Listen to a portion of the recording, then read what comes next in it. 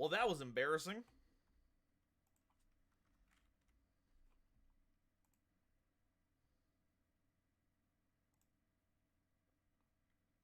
Okay, I think I'm back.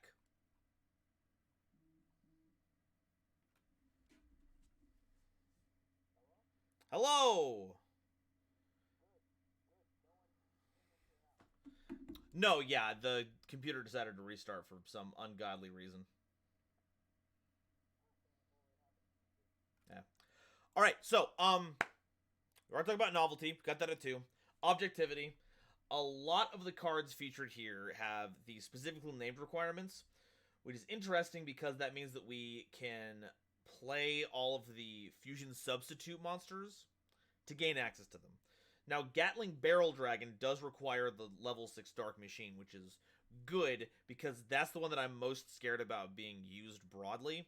But now we're only just using it specifically for decks that have level 6 Dark Machines and running Jinzo Annihilator. But honestly, I'd play this in anything anyway.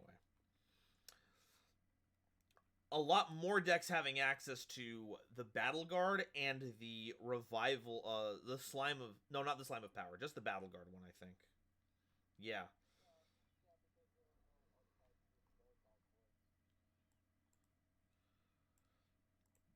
So I think for objectivity, I'm actually on a 4 on this one. Uh, there's some power being there's a lot of power in Annihilating Machine here. We already have things like the Bestials. I guess not currently running rampant, but now you can have it as a way to deal with back row that gets you a level 6, that gives you access to Beatrice. And while I don't think transaction rollbacks days are particularly long, it still helps to enable that. So, foreign objectivity. These cards are getting a little busted. Versatility. On that same wavelength, though, a lot of decks are just going to play Annihilating Machine just because. Some decks might end up playing the coin toss cards for Gatling Barrel Dragon just because they're also playing Annihilating Machine and they want to get free card draw off of Cup of Ace. Under this, it's just Pot of Greed.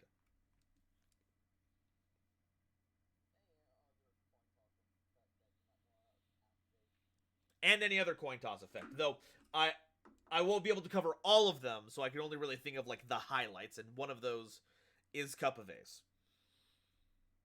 There's also a lot of overlap with the decks that this draws inspiration from.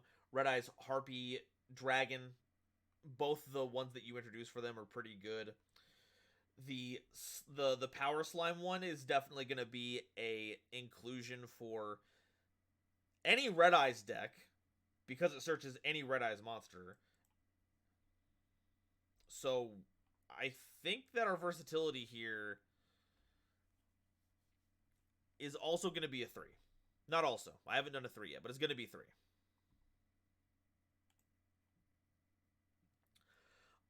And awesomeness, that leaves me with a group of cards that are hybrids of some of Joey Wheeler's biggest duelists, with cards that do some outrageous effects from being mass back row removal that gives you a big monster, to negation, to punching a whole bunch with a 4,000 plus monster. I gotta give it a 5.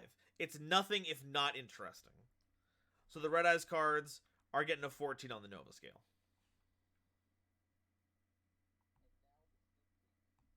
Alrighty. Let's see what you've got over here. Oh my god, it's more of them. And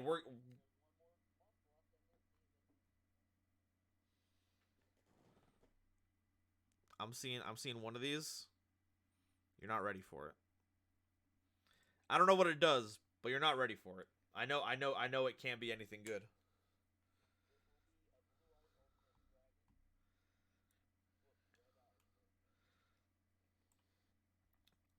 Oh, all right, well, thank you so much for contributing. I need to really quickly thank some more people as well here. Before we got completely lambasted by the stream shutting down, Shauna thank you so much for subscribing, as well as also gifting 5 tier 5 more. Just that's 10 tier 1 subs. Thank you so much. Holy wow. What's going on here? Sean Hart, thank you so much. And Blitz, thank you so much for showing these off. Anything else you want to share before we finish up for the evening?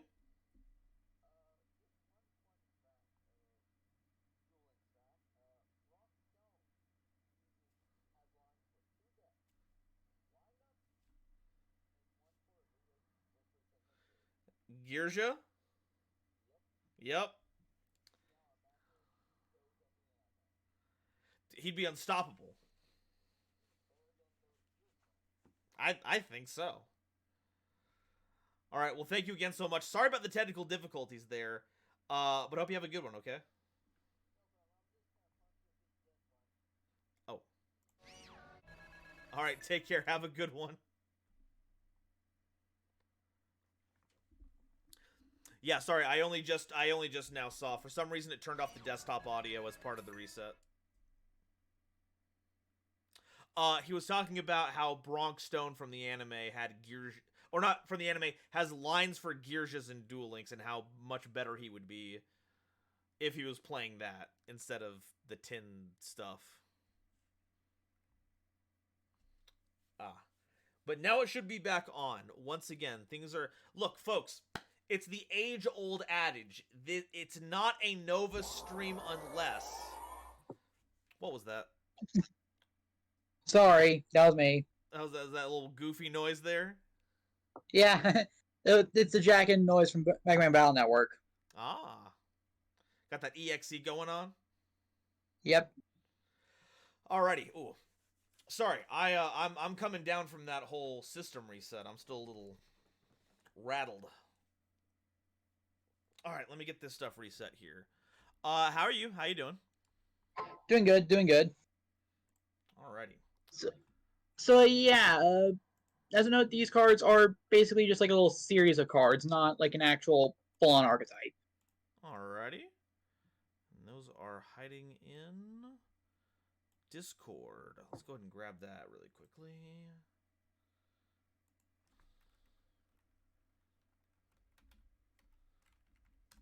Since I'm here at all 6 to present. Sounds good. When we get around to you, I'll make sure to get you the roll, and we can get you in here to talk about your cards.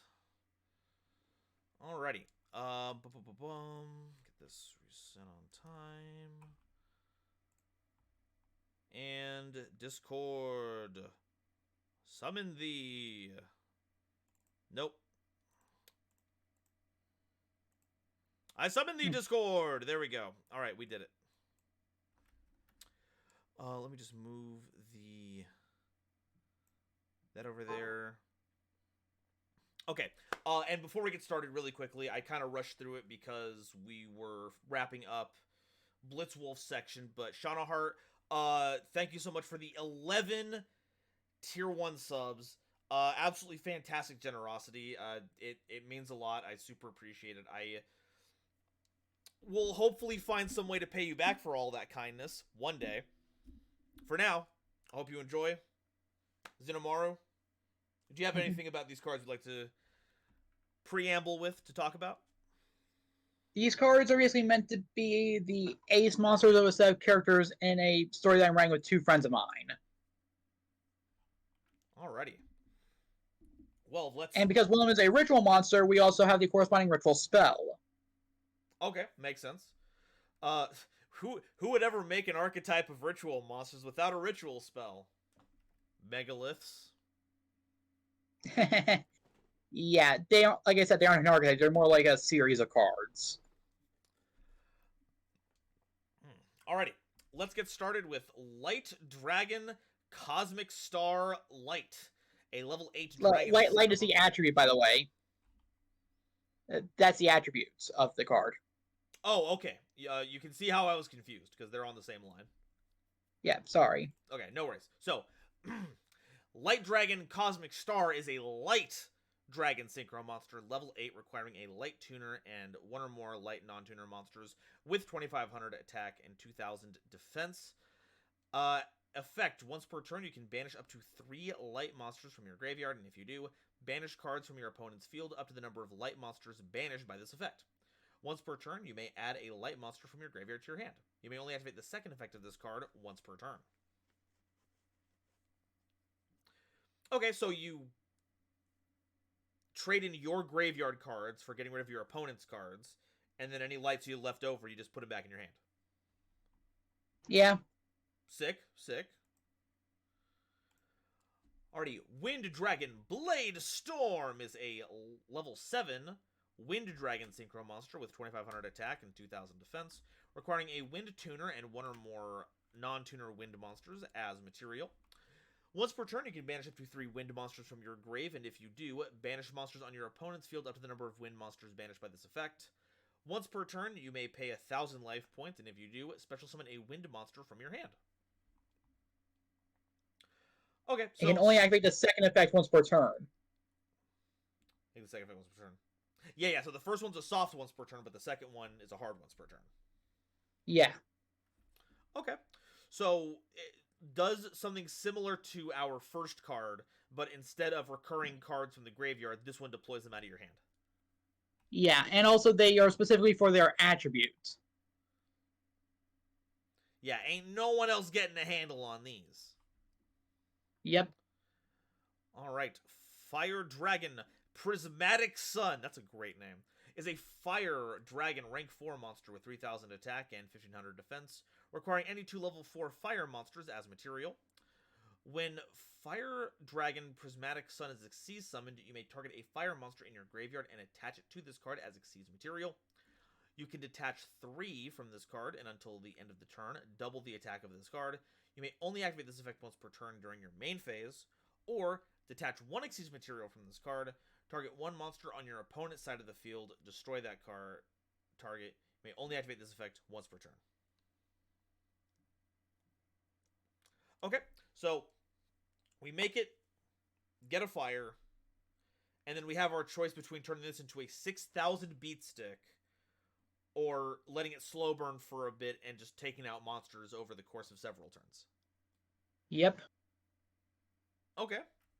That's a pretty good utility addition to a lot of fire decks, I would say. Especially with all the good fire decks coming out now. Yep. Alright, Note, the one who runs Prismatic Sun in the story uses Fire Fist. Oh, well, then they have plenty of level 4s to work with. Yes. Alright, Water Dragon Dream Eidolon is a level 8 Water Dragon Ritual monster with 2500 attack and 2000 defense. You can Ritual Summon this card with Balanced Tide. When you Ritual Summon this card, you may discard a card, and if you do, you may search your deck for a normal spell card and add it to your hand, then shuffle. Ooh. Once per turn, you may shuffle 1 water monster from your grave into the deck, and if you do, shuffle 1 card your opponent controls into the deck. Wow. Now, these are attribute specific, so I have to assume that the ritual spell will only tribute water monsters. Yeah. Okay. Because I was about to say, that's ridiculous. So, like, it turns any card in your hand into any of your normal spells, and then it also shuffles back cards every turn. Yeah. Fantastic. Sean Hart, thank you again for another tier 1 sub. Holy Grimbus, thank you. And it's a good way to basically make up for the minuses that you incur by a ritual summon. Yeah, I mean, if you're discarding, might as well turn that into value. That's what Dynamondo taught me. Yep. All right, Earth Dragon Requiem Bloom, another banger. Earth rank 3 Dragon Xyz monster requiring 3 level 3 Earth monsters as material, has 2500 attack and 2000 defense. Once per turn, you can detach up to 3 Xyz material from this card, and if you do, activate one of the following effects based on the number of materials detached. Remove 1 to target 1 monster on your opponent's side of the field and destroy that target. Remove 2 to put an Earth monster from your graveyard on the bottom of your deck, then send 1 card from your opponent's field to the bottom of their deck. Wait, put an Earth monster from your graveyard on the bottom, then send 1 of their cards to the bottom. Okay, I get it now. or detach 3, banish an earth monster from your graveyard, then banish 1 card on your opponent's field. And once per turn, you may attach a banished earth monster to this card as Xyz material. Okay. With a hard once per turn on that effect, and a hard once per turn on the 1 material effect.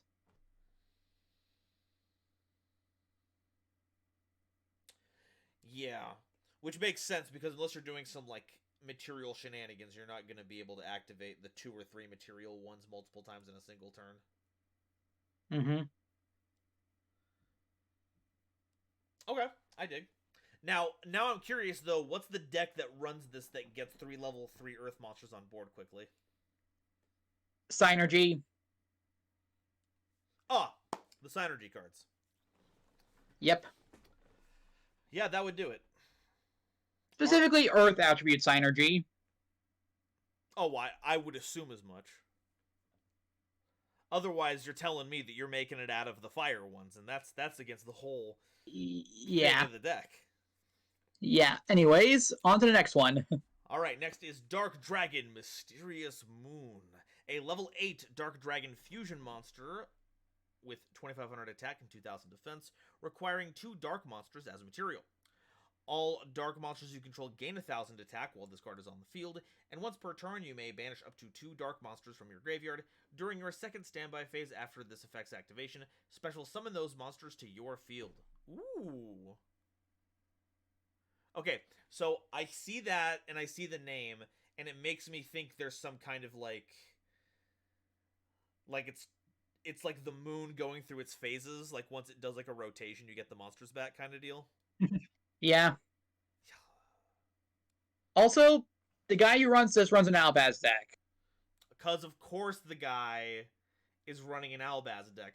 Honestly, I saw all those 2500 attack, 2000 defense monsters, and I'm like, I'm playing all these guys in Albaz. I'm playing every one of these. And finally, the ritual spell. Balanced Tide. This ritual spell can be used to ritual summon any water attribute dragon ritual monster from your hand or graveyard. You must also tribute water monsters from your hand or field whose total levels equal or exceed the level of the monster you ritual summon. Huh. That's interesting. I wonder how... I never really thought about it until now. But I wonder how cards like that interact with themselves. Like, if I have Dream Eidolon in hand, and I have Balance Tide in hand, and I have no other material, can I play Balance Tide, tributing the Eidolon in hand, and then I ritual summon the Eidolon I just tributed from hand? I don't think we've ever come across that as a potential idea there, but I think Lemon is the right idea there. No, but what if we could, though? I think that'd be very funny. As a Vendred player, no. That's true. There has been precedent for that one, and that's never been able to happen. So, okay. Fair enough. Fair enough. Also, one other thing about the one who runs Albaz, because of his own dislike and the fact that we have a villain planned later to use it, he does not use Despia cards. Well, why are you using Despia cards? Because he just doesn't like Despia. Well, that's... Also, I did that specifically so that way I could have a bit more fun trying to make a good deck without relying on the core support of Despia. Okay, really quickly. Are we still getting an echo? Chat was talking about it. I did kind of hear something, but I didn't hear an echo. Or I heard like some feedback, but I didn't know if that was an echo. Are we still getting that? We're good? Okay, cool. All right. So anyway, do you have anything else you wanted to add? No. Oh, we already have upgrades for these guys in the story. I just didn't include them here. Trying to keep it limited so that way you don't get overloaded. True, and I appreciate it. Alrighty. Well, then if that's the case, I'll go ahead and crack open that Nova scale. Abba. Alrighty. So, novelty. We have a series of attribute-specific dragon extra deck monsters. Well, one main deck because it's a ritual, but semantics. All right, yeah. Very, very special attribute-themed dragons. Which is ground that's been covered before in the game. I think the biggest example it would be something like the Dragon Rulers, though they didn't have the stones to go all out with all the attributes. And these are also meant to be a set of 6 ace monsters. The Dragon Rulers are also... I guess they technically have like a specific attribute, but because they also work with dragons in general, it is a bit of a cop-out. These ones, you really have to be playing those specific kinds of decks to make it work. Which I think is more strict than anything we've seen coming out of Elemental Dragons. Chat will, of course, have to remind me if I'm forgetting something, but I think this is the first case where that's been as specific about that. As for what they're doing, we have removal. They banish their own cards. They have attack. All of them have graveyard interaction of some form. They all have graveyard interaction.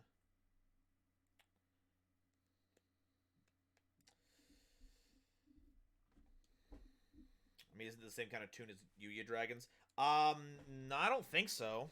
The Yuya Dragons. Most of the dimensional dragons. Most of the dimensional dragons were dark, and they don't really care about like they're dark, but they don't care about attributes. I mean, they feature attributes, but they don't care about it. So I think as far as novelty goes, I think it's about a 2. We're seeing a lot of effects that we have seen in the past, were from the angle of being very helpful to specific attributes in this regard. But aside from that, we're seeing some well-worn tools, so we get a 2 on that one. Objectivity. A lot of these seem pretty fine. Cosmic Star has a lot of removal attached to it, but you do have to set up your graveyard for it. I would love to see this being played in like a Metaphys deck. That would be very funny. The one who runs it actually uses agents. Oh, a ton of lights in that. Yeah, Sanctuary in the Sky, that sort of thing. Wind decks. This is more removal for wind decks. But that's, like, once again, it requires a big setup to do. The special summon from hand is 1,000 life points. That's pretty... I don't know if it's a steep cost, but it's not, like, a ridiculously... It's not just for free, and it is just wins. Fire Dragon Punch. Lemon, Bladestorm, and Cosmic Star, I did not design those 2 directly. That was one of my friends. Because remember, I collabed with 2 other people on these.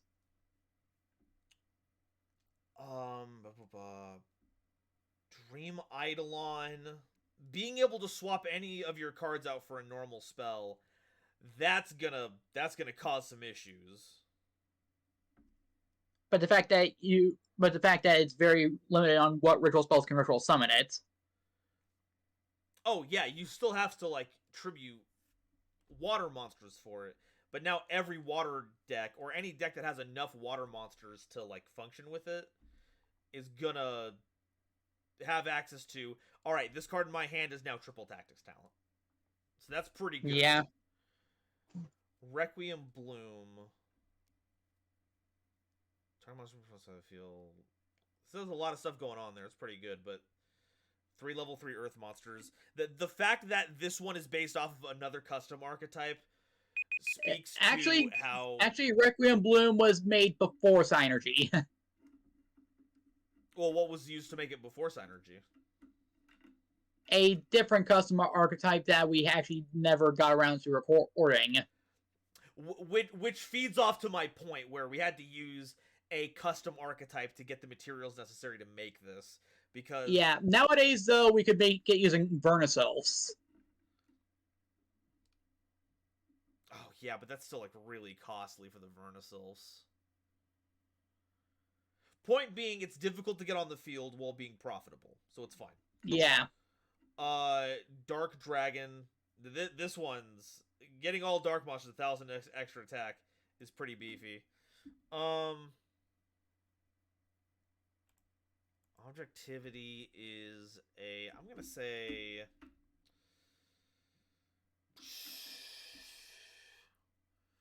I'm gonna give it a 4. Mm-hmm. I'm a little worried about what some of these things are gonna get up to, but it is evened out by a lot of these things just being fine.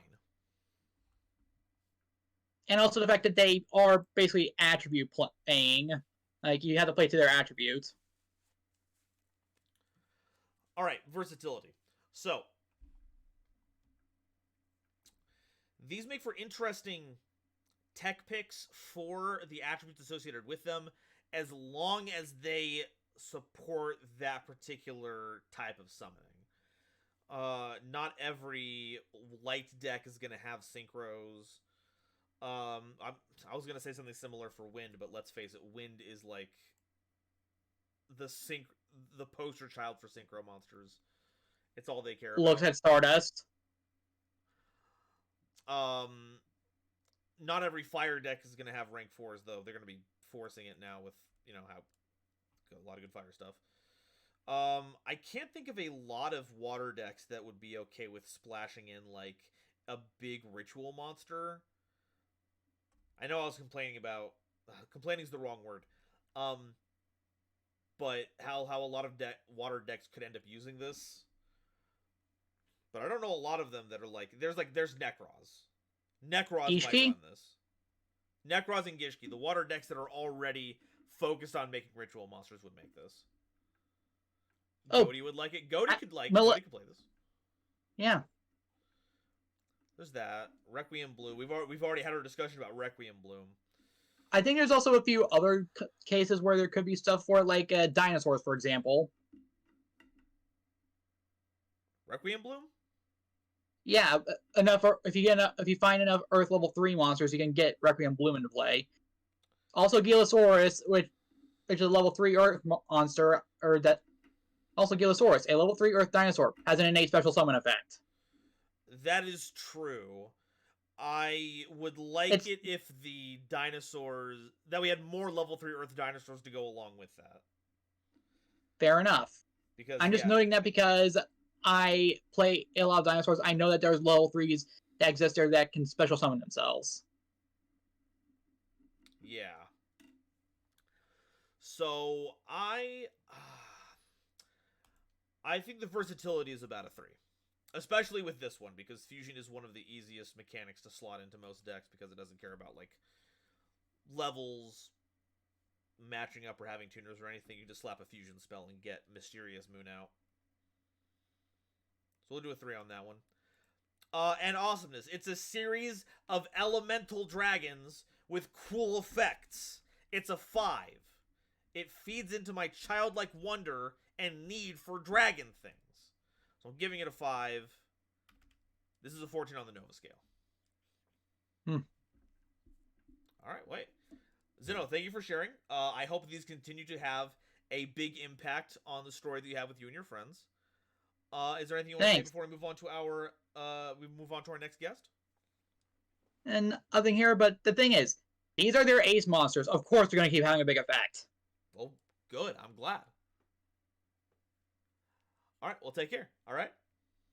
Okay, bye. Well, bye. And to Bonnie, paying 1,000 channel points for a big old fist bump for Raviel. Everyone, get your fist up to the screen. Get ready to receive the power of the Shimmering Scraper! There you go. Enjoy your fiendish might. I think I've given myself a project that may drive me insane and take months to finish. Oh, well, good luck. Enjoy walking the deep roads. That's also the path that I took. Nani? Sup? Whoa! Hey, how's it going? I don't know. The power went out like 4 times today. No! But it's had weird timing each time. So like I was gaming on the Xbox and then I got off and it's like, all right, let's go upstairs and do some Blender. I sat my butt down and then the poof, and it's like, Bam! what happened? Gone. Then Wow. I put a timer when I when I messaged you, and when that timer went off, the power went out again, and I was about to start Blender again, and it's like, what the? No! So I decided not to do it today, so that way nothing else would happen. All right, well, be careful. We might have another power outage. Ooh. That's why my phone has its Bluetooth headphones already plugged in, so that way if it goes out, I can boot it up. I can boot up Discord on it and get back on the call. Alrighty, well, let's go get the timer restarted, and it looks like we have the creation of the burning engine. Finally! I've been waiting for this. Oh, I know. Unfortunately, I couldn't get two arts, as you can see. It's okay. I am sure that they will be made eventually, and when they are made, I hope that you'll share them because I love these guys. Look at this one, just a little peace sign. Alrighty. So, any preamble we want to talk about before getting into these busters? Watch out, I had to drudge up old cards to figure out how the wording is, and by the looks of it, these cards have not had proper text updates, so I still had to go with the old wordings for some of this crap. Outrageous. Alrighty. Well, without further ado, we've got Burning Engine Alex, a level 4 fire pyro monster. Bonfire alert. Bonfire alert. I made this idea back when Blazing Vortex was still in the OCG only. Why did you make such an expensive deck? Why do you hate new players? If I had my way, this would all be printed as common, and then you would get a bonfire with every purchase. Alrighty. Level 4 Fire Pyro Monster, 200 attack, 200 defense. If this card is summoned, you can add a Burning Engine spell from your deck to your hand. During your main phase, you can special summon a fire monster with 200 attack and defense from your deck in defense position. You can only use each effect once per turn. Alright, and I see that we have a few targets with 200 attack and defense down here in the side deck. Yeah, those are the non-archetypal ones that can be summoned because how this is releasing is just like an old TCG one where you're going to get a couple waves of just 5 cards each. And so, it's going to be a mystery on what the stats of the next ones are going to be, but you might have a little hint already. Ooh. I'm looking forward to being able to play Master Craftsman Gamel. We all are. You know that this came out specifically in one of those Battle Monster League sets?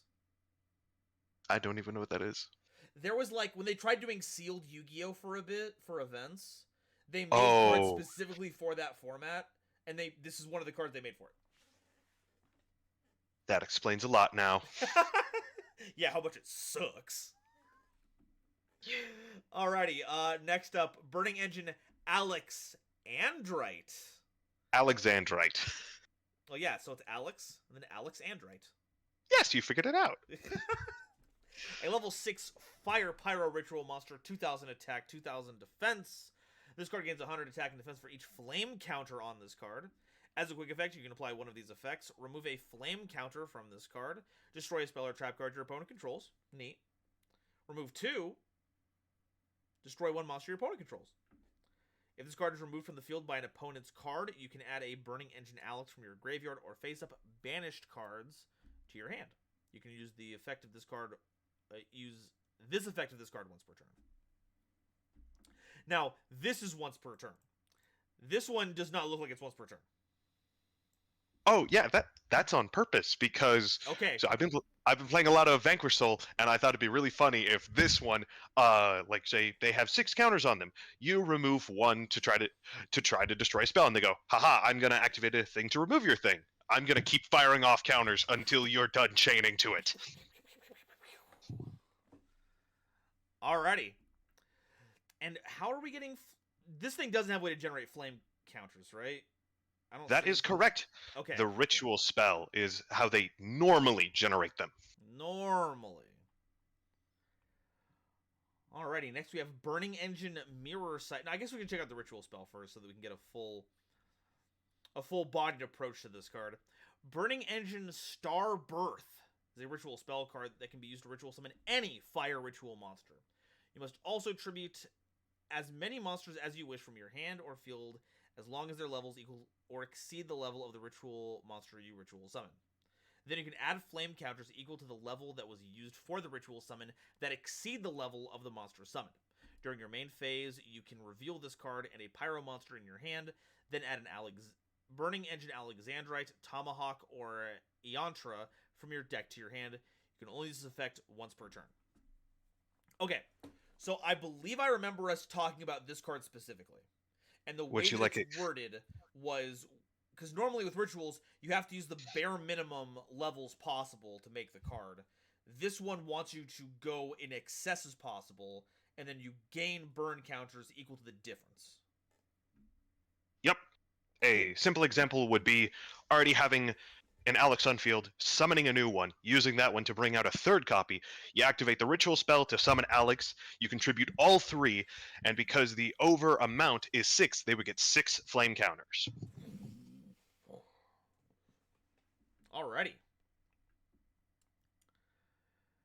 And I dig that. I like being able to, I don't know if cheat the mechanic is the right word, because in that scenario you're talking about like getting stuff for free. This one is like overspending for extra fuel, which I think is pretty nifty. The proper way it should be done. Look, we need to waste fuel. The ozone is too healthy right now. We need to hit it with more stuff. I wasn't even thinking of that. I was just thinking about the fact I want to build the ultimate Revenge Red Slayer. Yeah, that. Oh god, no, that's getting into my brain meats. I can't focus on that right now. Burning Engine Mirror Sight, normal spell card. You can take a non-ritual Burning Engine monster from your deck and either special summon it or add it to your hand. Then you can add a Burning Engine monster whose name includes the first monster's name from your deck. You can banish this card from your graveyard and target a face-up card on the field. Place a flame counter on that card equal to the number of fire monsters in both graveyards. You can only use the effect of this card once per turn. So, it wants to grab a Burning Engine that also lists another monster name in there. Not quite. So, I found a fun way by using the assault mode wording for my thing. Uh-huh. Because all the rituals will have their previous version's name intact. For instance, Alex, the name is fully there when you look at the ritual monster, Burning Engine Alex. Yeah, it's contained within. Uh-huh. And so the rest are going to follow suit. But we're only supposed to be getting a non-ritual monster with this, so we can't take this. No, you summon the little version and then add the ritual monster. Take a special summon. Oh, from elsewhere that meant. Okay, all right, there we go. I'm thinking linearly. You're thinking non-linearly. I'm on it. I know. I get where we're going with this. So yeah, it's pre-prep effectively. Effectively. Cool. Okay. Art-wise, because I want to say it now before I forget, it's supposed to be small Alex when they're still a human astronaut, looking at their giant mechanical self. Oh, hell yeah. This is the god machine I shall become. Well, it's more meant to be just like their old self looking at what they will become and their new self looking at what they used to be. Yeah, the two halves of their existence reflecting on each other. Yeah, and also a person is basically meant to sit within the core of one of these burning engines, if you can go look at an art for that.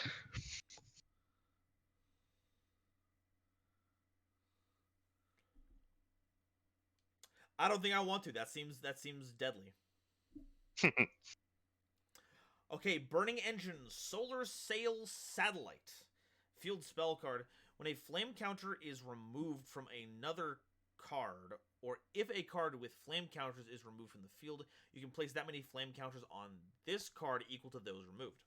Once per turn, you can special summon Burning Engine monsters from your deck and or graveyard, then remove flame counters from this card equal to the total level of the monsters you summoned or destroyed. This monster you summoned, or destroy this card and have your life points. Okay. Quick effect, remove 100 flame counters from this card. Banish all cards your opponent controls and in their graveyard. then your opponent doesn't take damage until the end of your next turn. 100 flame counters, huh? Yeah. So it's meant to be homage to one of my favorite archetypes of Knights. To banish all the names and you just blow some stuff up. Originally, it was 10 flame counters because it's like, deck totally won't be able to produce too.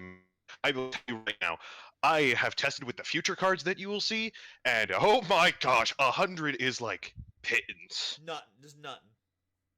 Yeah, and so it's like increase it to 100, things will be fine. No one's supposed to use the effect anyway. It's the ship blowing up and causing a whatever happens when a sun explodes that doesn't equal a black hole. A supernova? Oh, do you see the fact that I was trying to avoid the wording? Also, Alright. it's really hard to get perspective in Blender, at least with my techniques. That ship is supposed to be massive. Oh. Just a big ol'. Mm-hmm. Okay, so paring this down so I make sure that I know what I'm reading here. If flame counters get spent or removed in any way, they reappear on Solar Sail Satellite. Yup.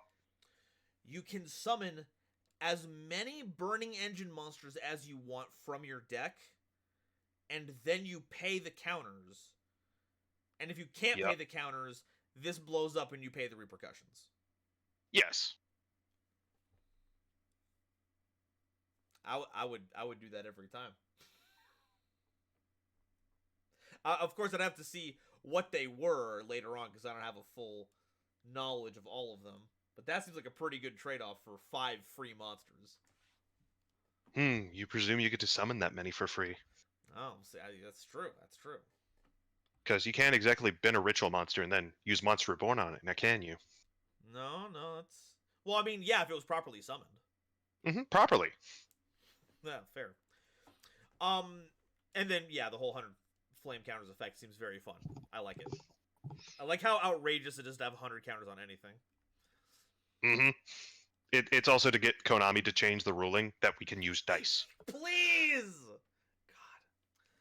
When I was playing Yakuza last night and was the highest rank of Starfish was called Golden Supernova, and the one below it was Silvernova. You wouldn't have to have any Sea Life siblings, would you? Really, all of us are cousins to the sea, if you think about it.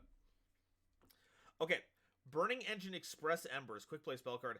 Place 4 flame counters on a face-up card on the field.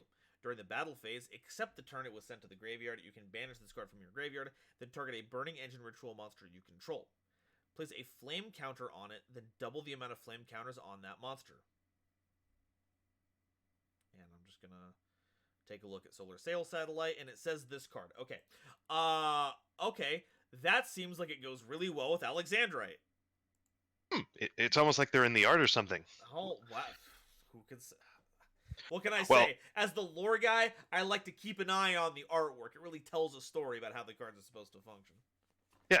Well, also specifically, I'll just say this now. In each set, there will be the little monster, the ritual monster, 2 other cards, and 1 signature attack of the ritual monster. This is Alexandrite's signature attack. Express Embers! Yeah, it's a... I wish I could have got the visual, but it became too bright in the dark background that I have that you couldn't really tell what it was. But, like, their hands basically act as massive thrusters. Yeah! I can kind of see it with, like, the overhand one. It has, like, the big engine in the elbow to, like, propel it forward. Yeah, and I really tried, because it's really hard to get perspective, that there's supposed to be a flame trail from the ship to their boot. You know what? You sent images over. 1 second. I did. I'm gonna grab those really quickly.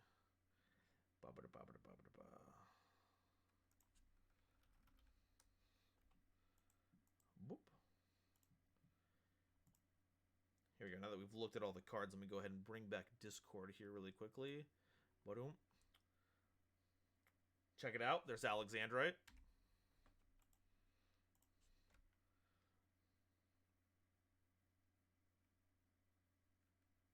Okay, here we go. Here's our big Ember attack. Yep. Yeah, I'm seeing kind of that little flame trail going there. Yeah, I realized making as one of my first big projects something that involves fire, it was not the best idea. Well, did you learn anything about it while you were working on it? Uh, Everything I've learned has kind of been reset because Blender got an update, and so I'm having to copy old models and then reshape them No. with whatever animations they had to get to what I want. That's why No. don't don't worry, I will learn stuff as I go. Well, as long as that is part of the process, then it will not have been in vain. Yeah. Alrighty, well, excellent cards. I'm looking forward to going over them. Any additional information we want to make sure is on the table before we move on to the scale? This might become a bi-monthly thing. Yeah, considering the amount of work that goes into making all the 3D models, I can see why. Well, not just that, but I don't want to just constantly just work on the burning engine right now because my brain really wants to make like the sanctuary in the sky to look at how that works in 3D and like make the full XYZ Dragon Cannon, but change it up a bit to fit more with things that have been coming out recently, and just a bunch of other stuff like that. And so I just don't want to hamper myself and just for the next 3 months it's just burning engine. Honestly, based. Follow that urge. I can't wait to see what you got. Alrighty. Let's go ahead and put some numbers on attributes. It's time for the Nova scale.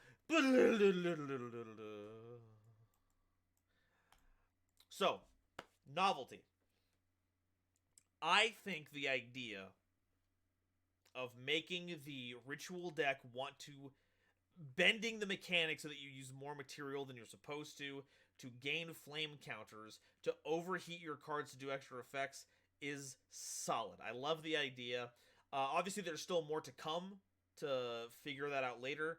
But right now, I love the stance of it right now, so I got to give it a 5 in novelty. I think this is a really cool thrust on this mechanic. I'm moving on to objectivity. Power level, problem-solving card text. I saw that Lemon brought something up about how mirror sight is supposed to work in regards to that searching we were talking about. His name includes the first monster's name from your deck.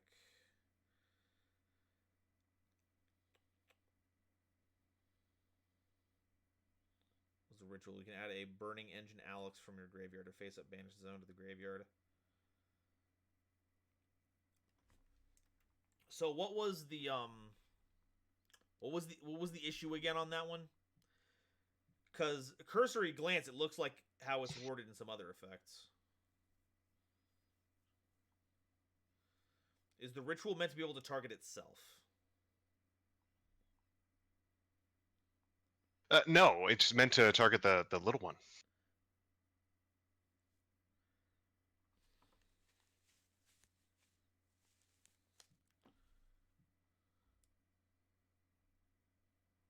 So yeah, until I see anything otherwise, I think that's fine.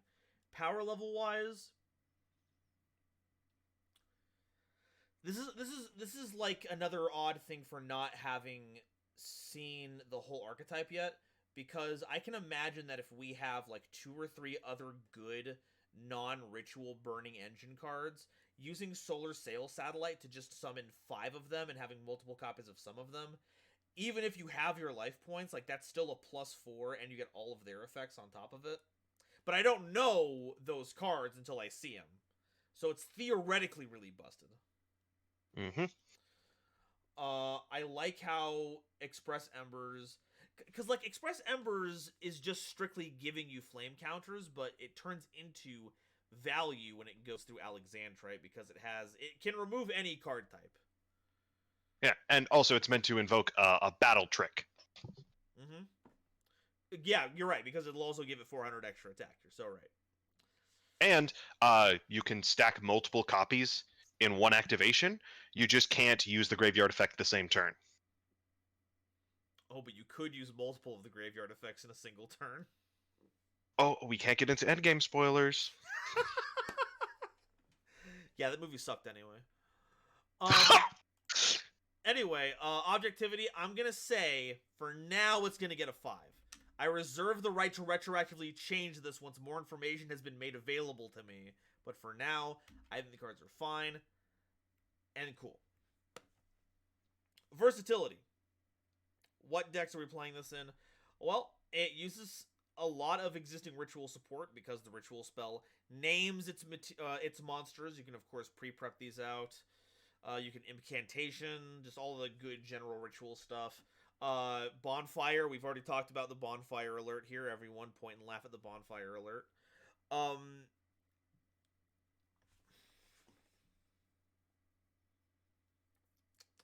The thing is that any deck that requires counters that specific to that extent, I don't think it's going to see play in other decks. We're going to play a lot of ritual support ourselves, but its splashability out is going to be very limited. I would like to point this out, though I feel like I'm shooting myself in the foot because I'm saying like, yeah, a deck can abuse this. All you need is a copy of Alex and maybe Bonfire. You summon Alex, you add the ritual spell, then you have another fire in hand from like Bonfire, and you search the ritual monster. That is true. I think the only thing that like limits this is, of course, how much it also needs fire monsters too. Like you can't just tribute anything. True. So you can't use Ashened. I felt like I dodged a bullet there. Woo! Oh no, the ritual spell can't tribute anything. As many Wait, monsters what? you wish from the hand or field as long as possible. There might be some emergency erratas. I'm gonna say that rituals are already at the best of times pretty limited on what can be splashed. I'm gonna give this like a 2 in versatility. You might see this in certain ritual decks, and it will use that material. But for almost anything else, I don't think those I don't think maybe Pyro decks will run this randomly as like a big finisher. Alexandrite, as we've seen, is just a bunch of removal. But it's still a very limited pool of cards. So 2 in versatility, with the potential to grow in the future. Alrighty. And awesomeness. Look, I don't know what to tell you. You handcrafted these creatures with your own hands. With the power of your digital tools, you brought them to life. They're these giant space-themed mechs that turn fire into fire power. I respect it. I love it. It's getting a 5 in awesomeness. Burning Engine is sitting at a 17, and I can't wait to see where it goes from here. I believe this is tied for my highest score so far. Well, then let's see if we can make that a 18 next time. Not that it matters. I don't know why I'm saying that. I'm thinking I'm cute. I'm not that cute. It matters to me. Well, what matters to me is seeing all these sweet-ass cards that you made, and you taking the time to, like, literally put all these together and show off your designs. It means a lot. Thank you. I just hope that my brain doesn't run rampant with the 2 other ideas I came up with. Why not? Because it's a lot of work and I have my own card game to make. Fair. In that regard, please make sure to ration your energy and attention, because those are very valuable resources. So best of luck in that. Thank you. And also, once the art for my card game is done, I will be putting it into one of these custom card review streams. Okay. I will have to learn how to teach someone how to play my game in 15 minutes. That way they can judge the cards. And I guess it'll be a good test to see how easy it is for new people to get acclimated to it. Yeah. You've already seen the cards. You've already seen some of the monsters of the cards anyway. They attack the platform.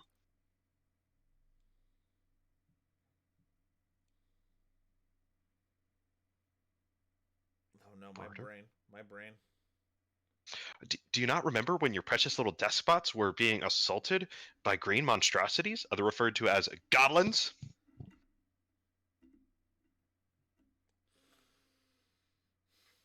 We're tabling this discussion for later. Yeah. Take care. Have a good one. You too. Thank you.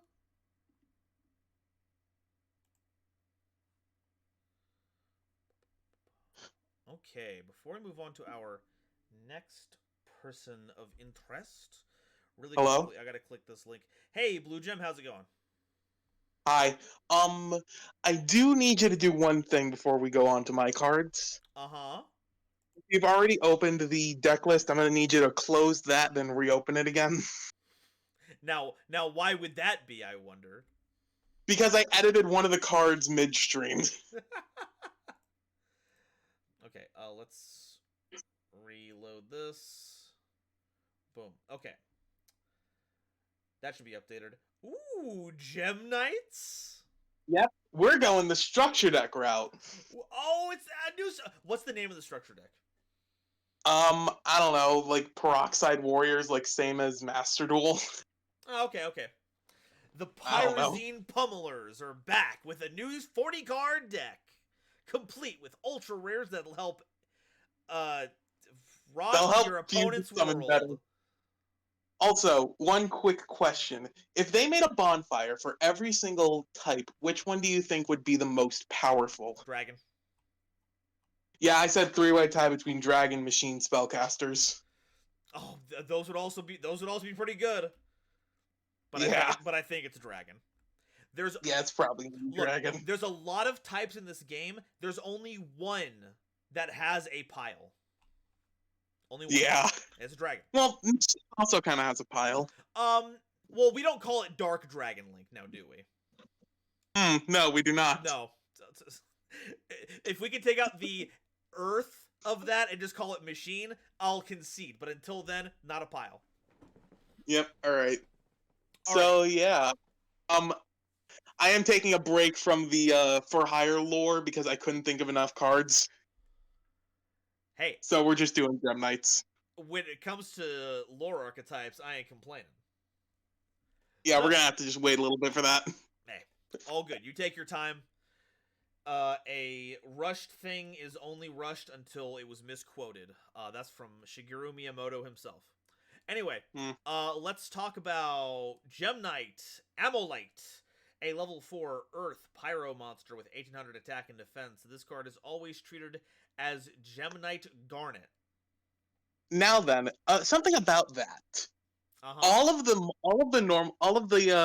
monsters that are in the main deck all copy one of the normal monsters' names.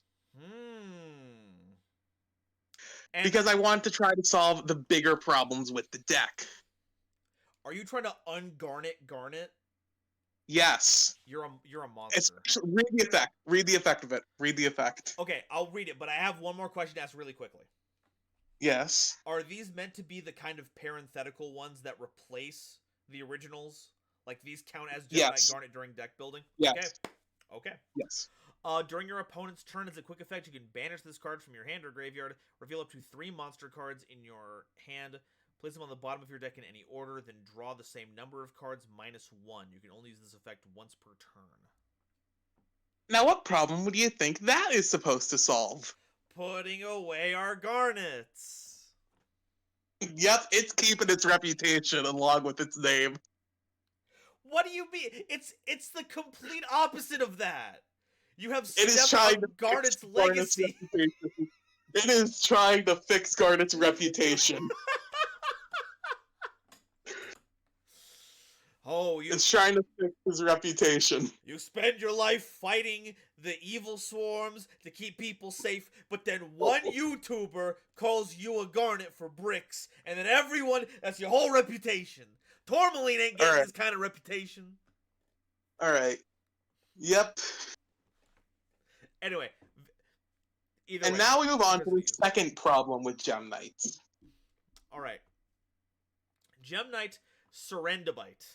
A level 4 Earth Aqua monster with 1800 attack and defense. This card's name is always treated as Gem Knight Sapphire. You can banish this card from your graveyard. Special summon up to 2 Gem Knight Gemini monsters from your graveyard. Then immediately after this effect resolves, you can normal summon Gemini monsters up to the number of Gemini monsters that you control. You can only use the effect once per turn. Yep. The Gemini monsters are another problem with Gem Knights. The Gem and I monsters? Yes. Okay, so we get to summon them out from the graveyard, we get their additional effects. Yep. And they form like a loop, right? Like all three of them, like one like discards and grabs a banished card, and then one like I banishes don't a know. card. I don't know. I've never been able to use their secondary effects. So you didn't even like care about the effects themselves. You were just like, well, these are Geminis. We got to fix these things. Yep. Okay, so we've got a way to fix up drawing our bricks. We have a way to get Drawing, Geminis into drawing rotation. no fusion spell cards. And lastly, Gemini Jade. This card's treated as Tourmaline. If this card is special summoned due to the effect of a gem card, add a polymerization or any fusion spell from your deck to your hand. Now, what are the gem cards that we're using to summon this? I think Gem Armadillo, maybe? Let me double check. I know Gem Turtle searches. But I do Gemini know Fusion. that our next card can. Gem Armadillomon. Normal summon, you can add a Gem Knight monster from your deck to your hand, so that is not doing that. Okay, well, I do know that our next card can. Okay, so it'll work with this one. Gem Knight Hidden City. Yep, we're fixing another problem with the dual terminal lore this time, not giving them the fucking field spells. God, please give these people field spells. It's the easiest thing to establish their fucking culture. Yeah. Field spell card, you can reveal a Gem Knight monster in your extra deck to special summon a Gem Knight monster from your deck with the same type as the revealed monster. You can discard a Gem Knight monster to fusion summon a Gem Knight fusion monster from your extra deck using material from your hand or field as fusion material. You can only use the effect of this card, each effect of this card once per turn. Yep. Wow, that's wild. Simple. So it just summons it directly to the field. So yeah, like you were saying, we can use that to summon out Jade just by revealing one of our Thunder ones. Yeah. We can reveal Seraphinite to get the new Quartz. If we want to grab the Scatter Fusion. Yeah. And then Jade searches every fusion spell in the game. I probably should have worded that differently. You might have wanted to. This gets Super Poly. This gets Shadol Fusion. This gets...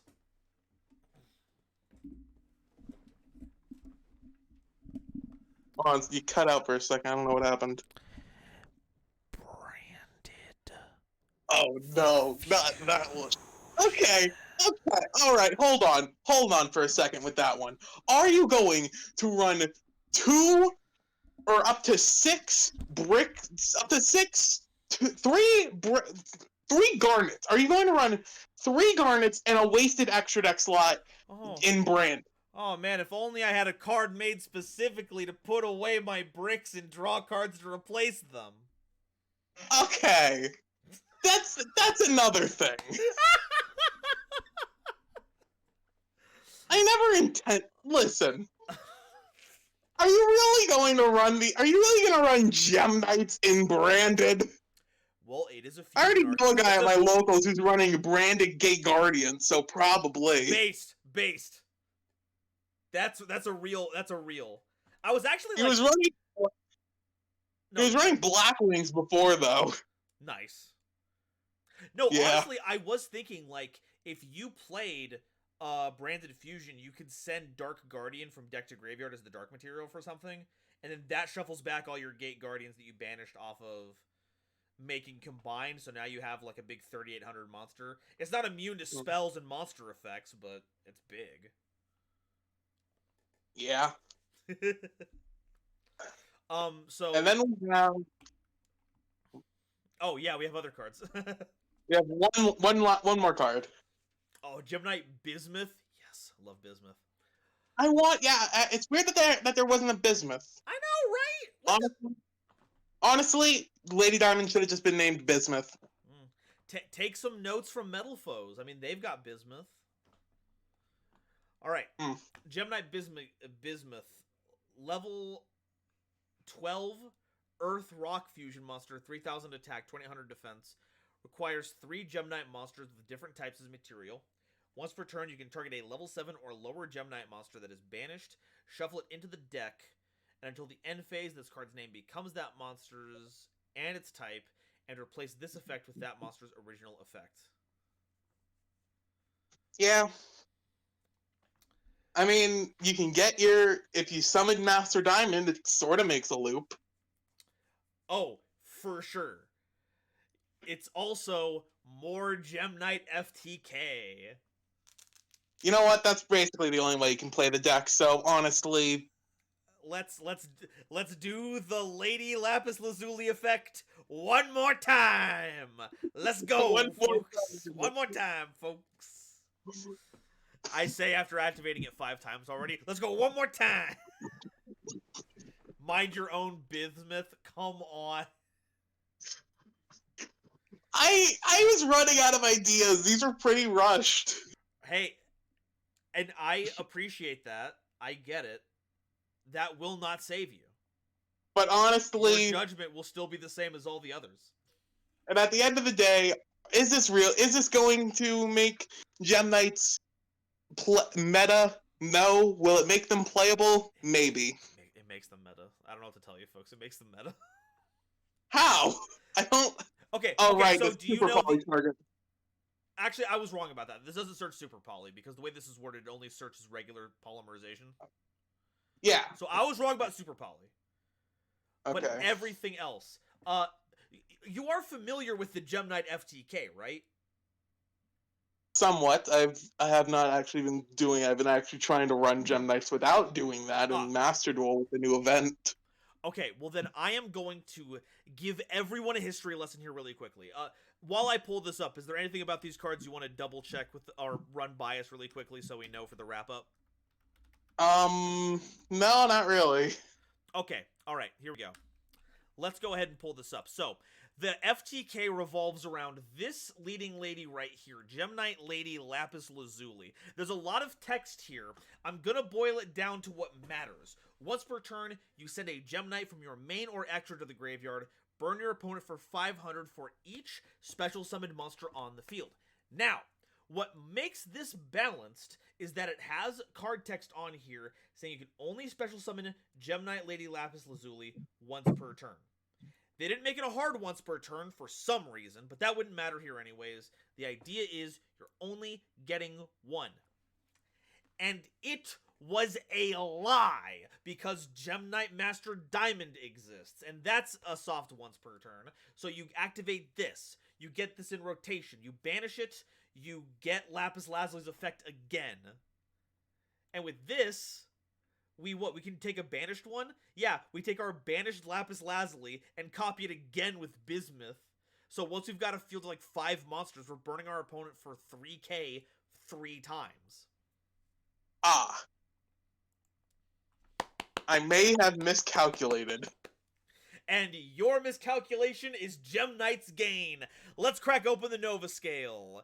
Novelty. All right, so, it's Gem Knights. We have so we're already starting not from like a perfect 5, which once again I must insist again in case anyone thinks otherwise. That doesn't mean it's bad. It's not a bad we're thing. basing off something. So we got Gem Knights. Now, what these ones are doing themselves, we have a card that cycles you so that you can get your bricks back into the deck, which is a useful function.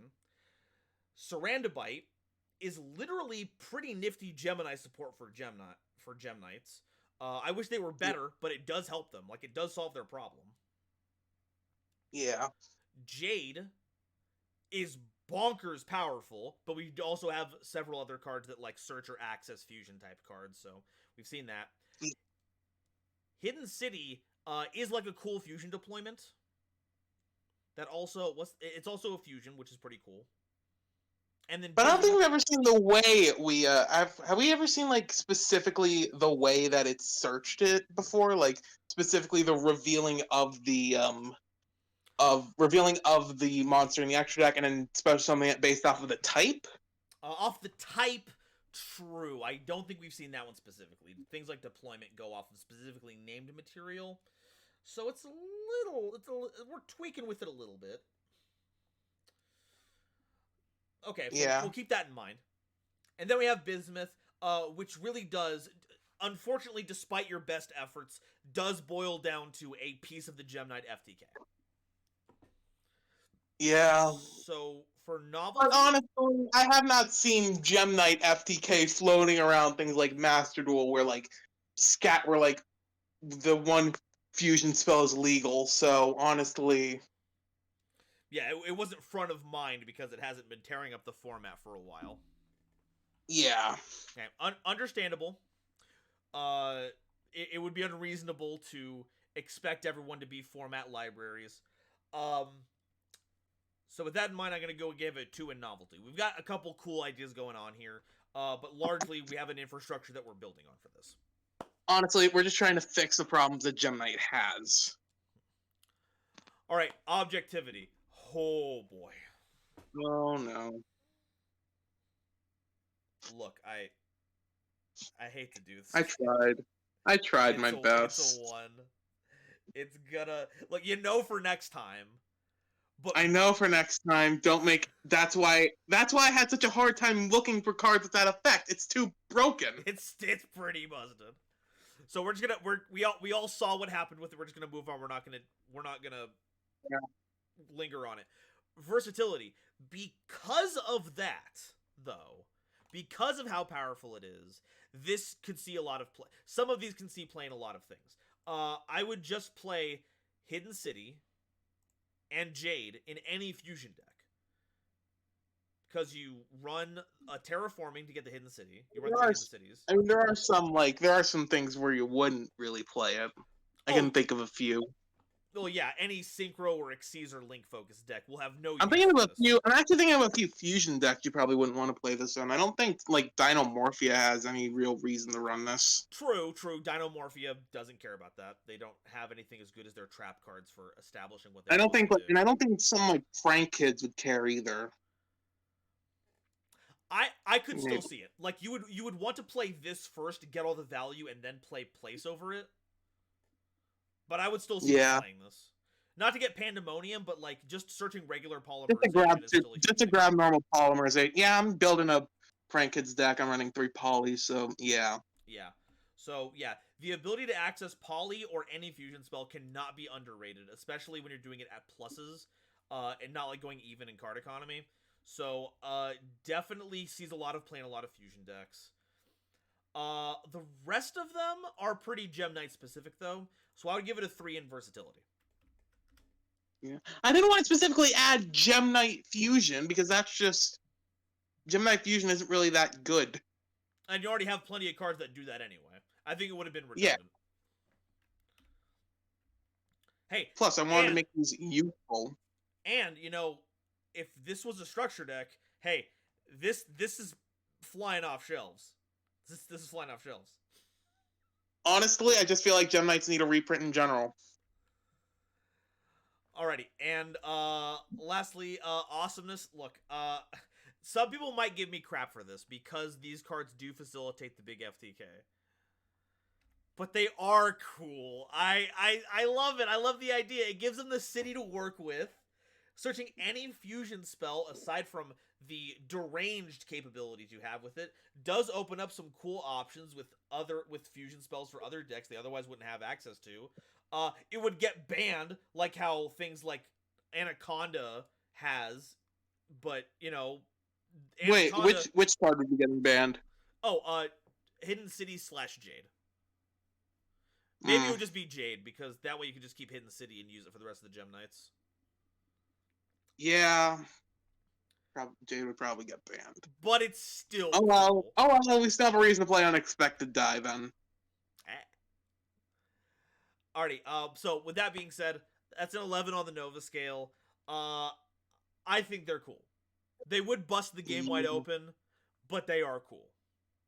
Yeah, hopefully maybe we can like set up some sort of custom card tournament and somehow figure out if these are actually balanced or not. Okay, I've seen that idea floating around, and the only way we could do that is by getting someone in to like rewrite all the problem-solving card text. It would be such a huge... Because we can't have people mid-tournament arguing about how their cards interact with each other. We just can't do that.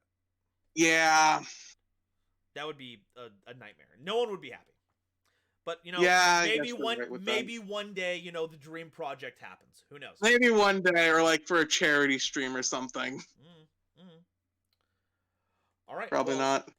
Thank you. Oh, maybe look. I'm not saying no to ideas. I'm bringing up the obstacles so we know what they are, but I'm not saying no to ideas. Just so that we know how to fix them when they come up.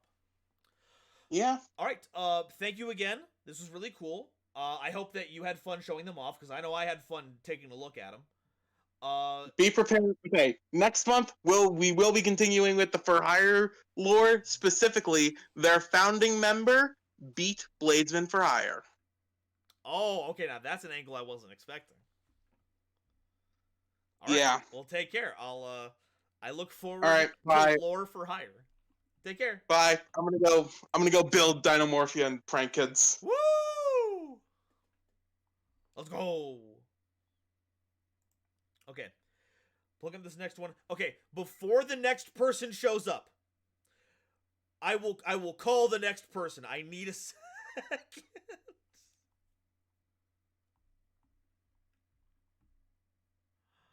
All right. Because I think I'm going to go ahead and put us on a bit of an ad break here because I need to go get some delicious tea to soothe my vocal cords. So all of y'all, hold on for just a second. I'm going to put the music back on so that y'all have something to listen to. Because I know how much you love the tunes.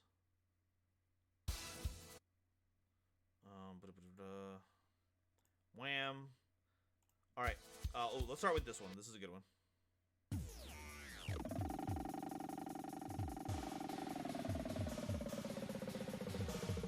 All right, everyone. Sit tight. I'm going to be right back.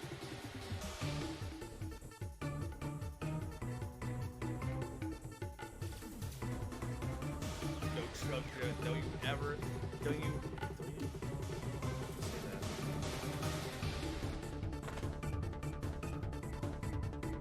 And remember, I'm watching you. I have my phone. I can see all the things you're typing.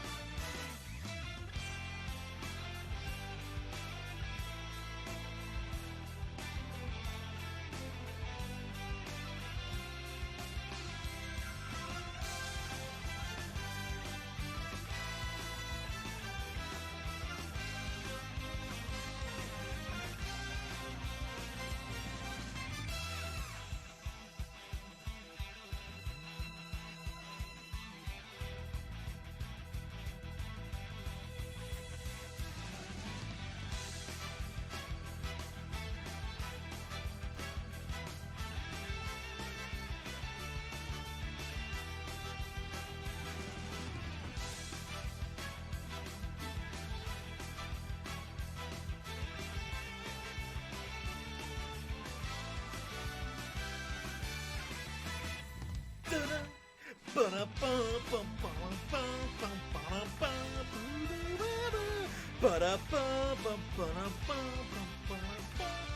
voice chat rule, Nova. Yeah, I got it. You got it, boss.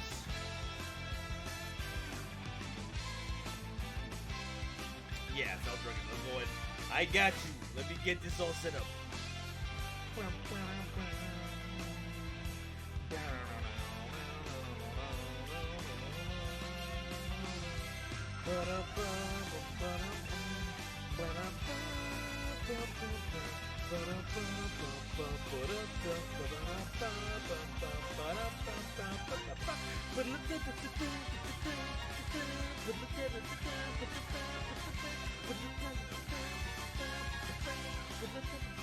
Alright, here comes the beep. Oh, you can't be in here right now. I'm jamming. I'm sorry. Oh, okay. Okay, let me turn that off. I'm sorry. I know one Etrian Odyssey song, and that's the one, and it slaps.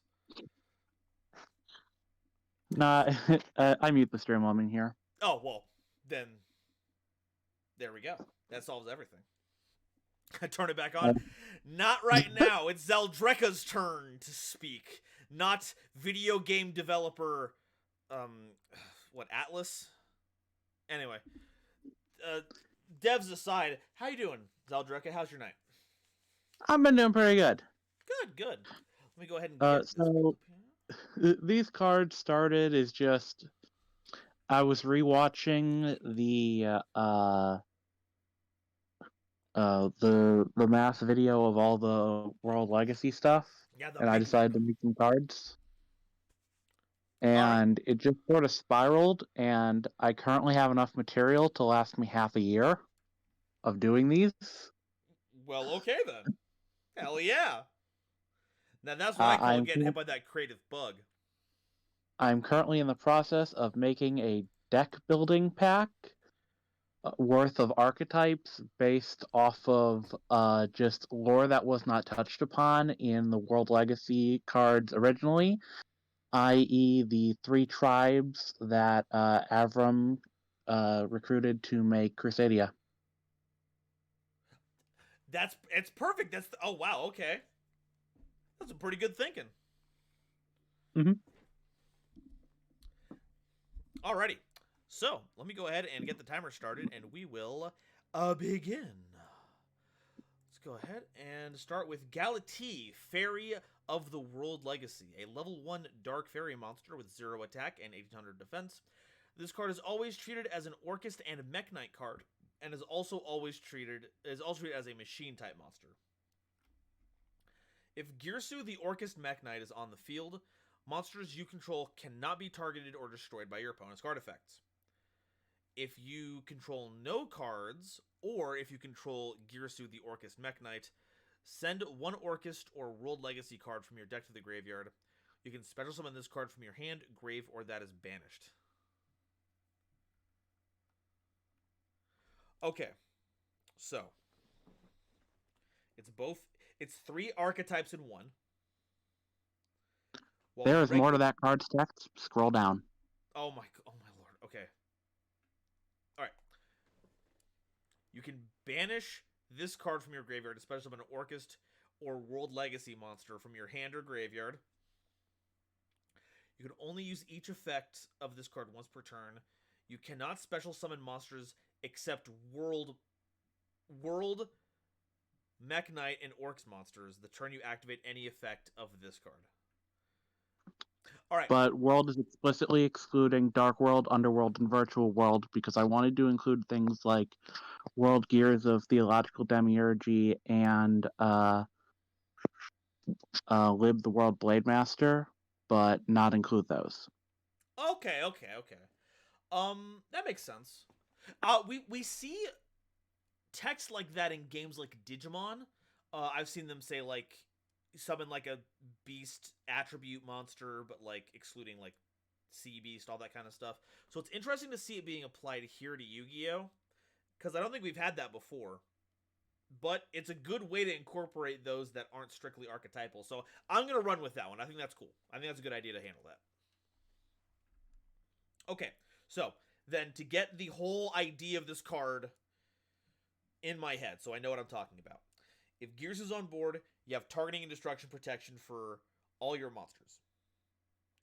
If you have no cards or you control Girsu, it's a foolish for any of these on-theme cards to summon this from your hand deck or hand graveyard or banished zone. And it can banish itself to summon an Orcust from hand or graveyard and or World Legacy. That's a powerful engine card. Holy cow. That's really strong. Yep. Oh, because you can just send this to graveyard with Girsu because it's an Orcust. Yep, and then immediately summon it back. Although, if you have anything in hand, you can banish it first, and then special summon it from being banished. Yeah, that's strong. That's some strong The whole stuff. thing, though, is that unlike the rest of the Orcust archetype, it doesn't dark lock you, it name locks you. That is true. That is true. You cannot do all the wild stuff, so that does put a limit on what you can do, which I think, considering how powerful this ends up being, that's pretty fair. Okay. Next we have Imduk, Guard Dragon of the World Legacy. Level 6 Wind Dragon Monster, 800 attack, 3200 defense. This card is always treated as a World Chalice and Crusadia card. If you control no monsters, or if you control the World Legacy, add a World Legacy monster from your deck, grave, or that is banished to your hand. You can special summon this card from your hand, graveyard, or that's banished.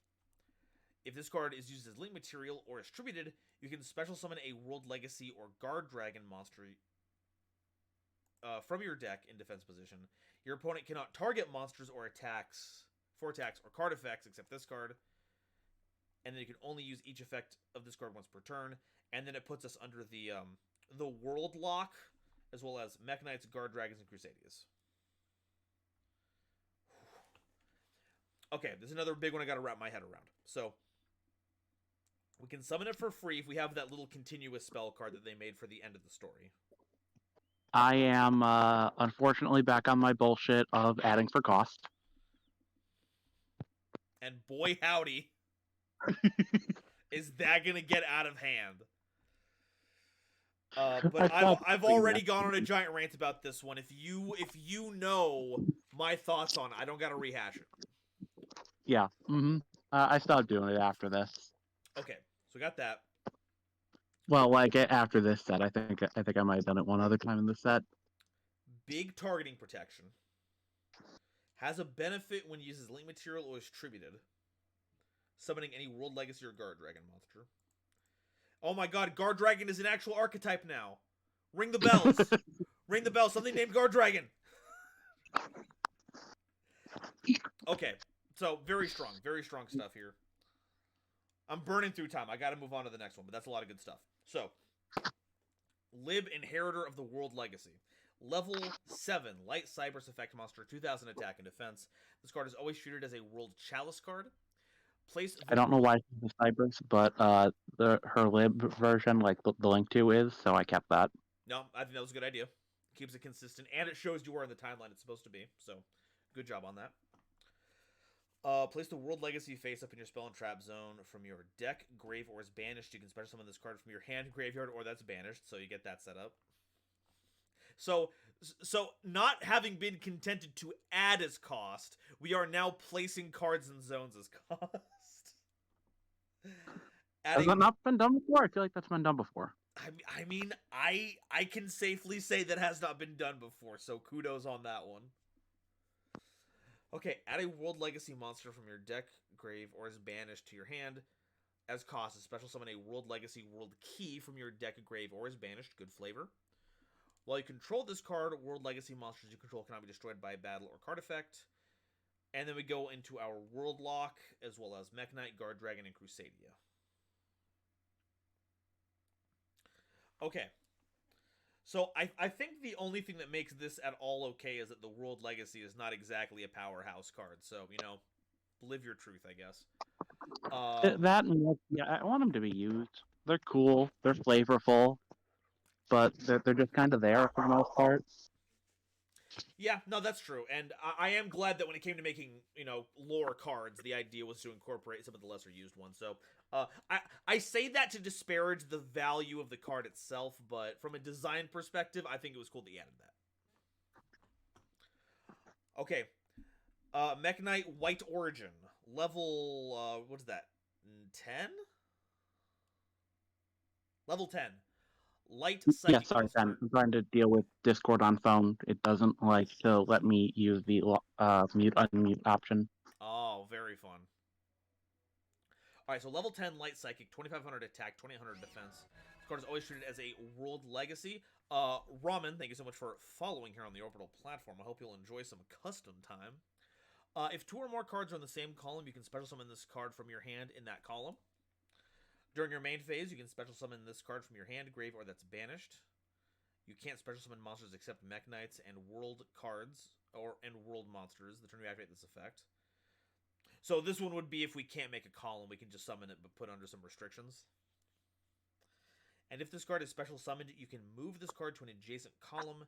If you do, you can special summon a Mech Knight token, a light level 6 psychic, 0 attack, 2k defense, and defense position to your field, and or your opponent's field in the column that this card was special summoned in. Okay. Yep. Yeah, and that second effect is if you can't make a column or if you just want to extend, but it does put you under that lock. Okay. I mean, yeah, this is pretty solid. I also like how this third effect here isn't contiguous with any of the other ones. So if you summon it off of World Legacy memories, you can still give yourself or give them a token, and then you can go into Mech Knight Morningstar. So that's pretty good. Yep. And unlike Girsu, you can actually make these tokens. Wow! Because, oh my god, that was so frustrating when I tried to play Mech Knight during the Pure Link Festival. Because it makes, I think it's World Legacy tokens or something like that. It doesn't actually make Mech Knight tokens. That's So if fun. you tried to summon it with memories, you're locked out of doing the tokens. No token. Get it out of here. And that was just so frustrating of a non-bow. Kind of wild they let that slip through the cracks on the designing standpoint. Mm-hmm. Okay, last card here, World Legacy Second Chances. Quick play spell card, banish all cards in your hand face down to add 3 World Chalice and or Mech Knight monsters with different levels and a World Legacy monster from your deck, grave, or that's banished to your hand. Your opponent cannot activate cards or effects in response to the activation of this effect or this effect. Or this card or effect, I think, should be the templating on that. You can banish this card from your graveyard to set a World Reassembly from your deck, grave, or is banished. Or add Navita to your hand from your deck, graveyard, or banished. Okay. If this card is currently banished, you can place it on the bottom of your deck, and immediately after this effect resolves, normal summon a World Legacy monster from your hand without tributing. You can only use up to 2 of this card's effects each turn, and you can only use each effect once per turn. You cannot summon monsters except the World Lock, Mech Knights, Guard Dragons, and Crusadias the turn you activate any of this card's effects. That's also an interesting new restriction text. They're not mutually exclusive with each other. You just only get to use 2 of them, even though it has 3 effects. Interesting. Mm-hmm. And the reason the first one spell speed 4 is because if that got ashed, you basically just lose the entire game. Yeah, I mean, if you're paying your entire hand, then yeah. We can leave the ash for the other things that we search. Mm-hmm. Now from the standpoint of power level stuff, because it doesn't say how many you have to banish, you would still have to banish at least 1, but you could like play out your hand, and then with 1 left, you just do second chances, go plus, what is that, plus 2? Because you're getting 4 cards total. Yeah. So that's pretty good. Technically fine if you banish it from the graveyard afterwards, but true, yeah. With future effects, we can add even more value. You know, Evita's a good follow-up tool, and with World Reconstruction, you can pop out whichever one you want on your opponent's turn. I put them at the bottom in the side deck. Take a look. Look at this big beacon of hope. Mm-hmm. Same art I used for Second Chances.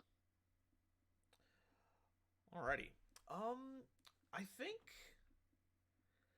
I think that about covers all the cards here. I've had my piece to say about all these. Do you have any additional info you want to talk about on these before we move on to the Nova scale? You can still make Avramax under the lock of all these cards. Yep, it is. It is a Mech Knight. Yep. Also, the high levels on them help make World Gears. Oh my god, you're right. I hadn't even thought about World Gears until you said it again. Mm-hmm. Oh, hell. These cards are really cool. I'd like them to be used. Theurgy's gonna kill us. Theological Demiurgy is gonna come to my house and is gonna put me in the banishment.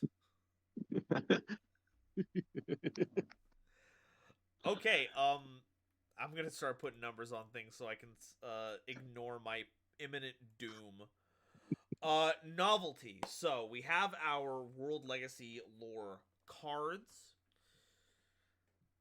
Galatea is a big resource engine, just a huge one, but it does have a different set of restrictions than the other ones. We don't play these quite as well with the other ones, but you know, Mech Knights be Mech Knights. Yeah, you can't just jump into full Darkling shenanigans.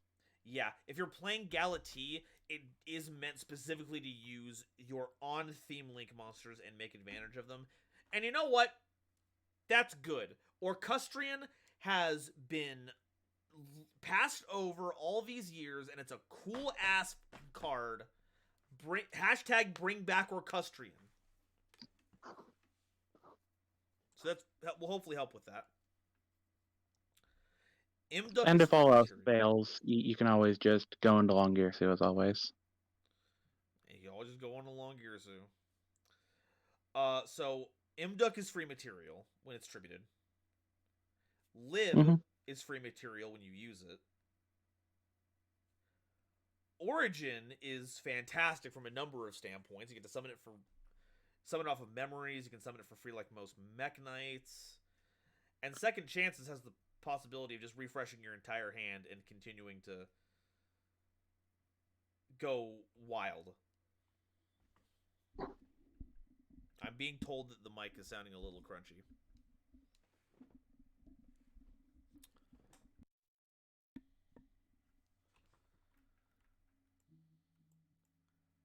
I've fiddled with some settings. How are we sounding?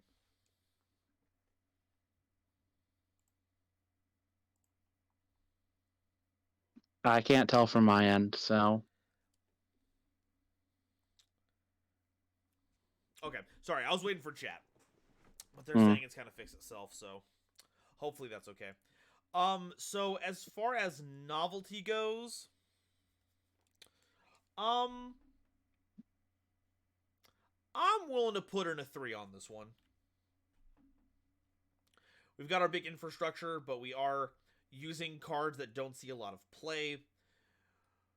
I do like how we're incorporating like story spotlight cards as specific search targets.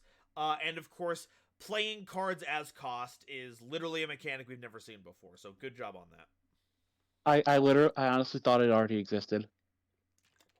I mean, there's effects that do that, but as cost, never seen it. Huh. Unless someone can correct me, but I'm fairly certain that's not the case. Okay, objectivity. What's the power level on these cards? It's not a 5. I'll tell you that much. Off the top of my head. Yeah, I figured, but on the other hand, the world lock should help. The world lock does help. You are right. Now, so that does mean we aren't going to be bleeding out into a bunch of non-theme stuff.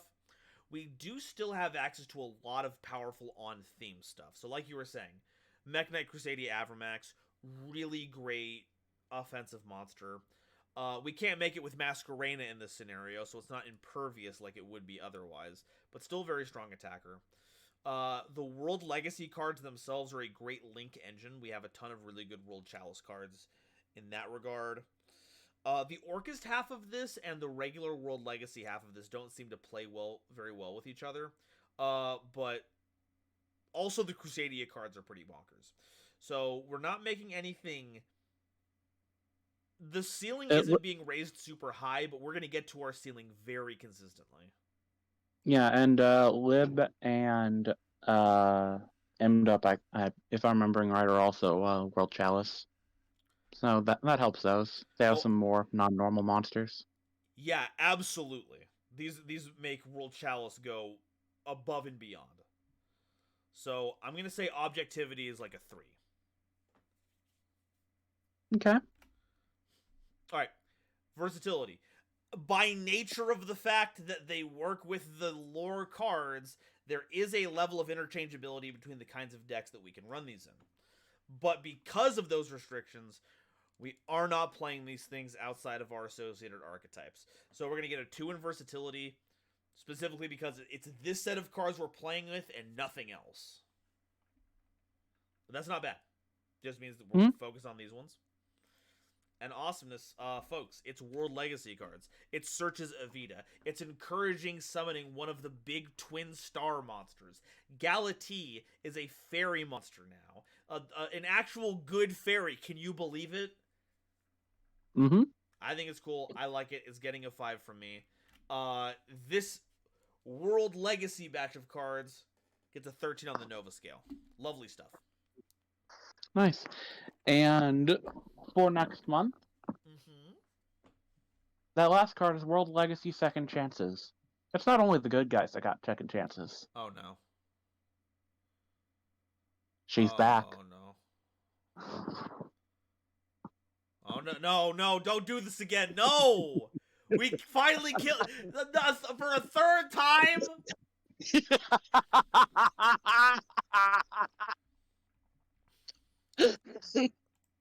Well, congratulations on your evil laugh.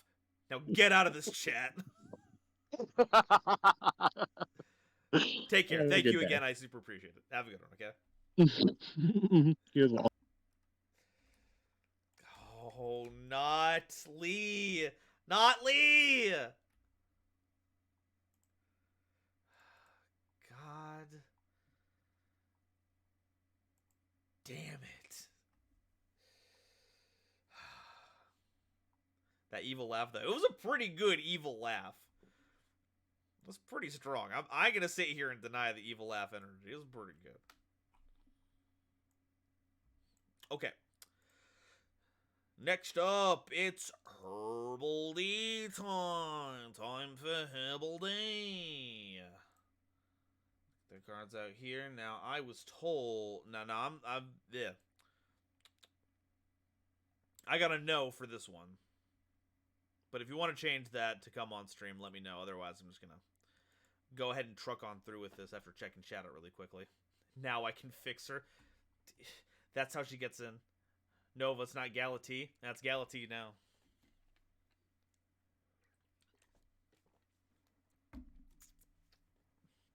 Yeah, I can pop on. If you want. I'll give you the role if you want to. You come on in. No pressure, though.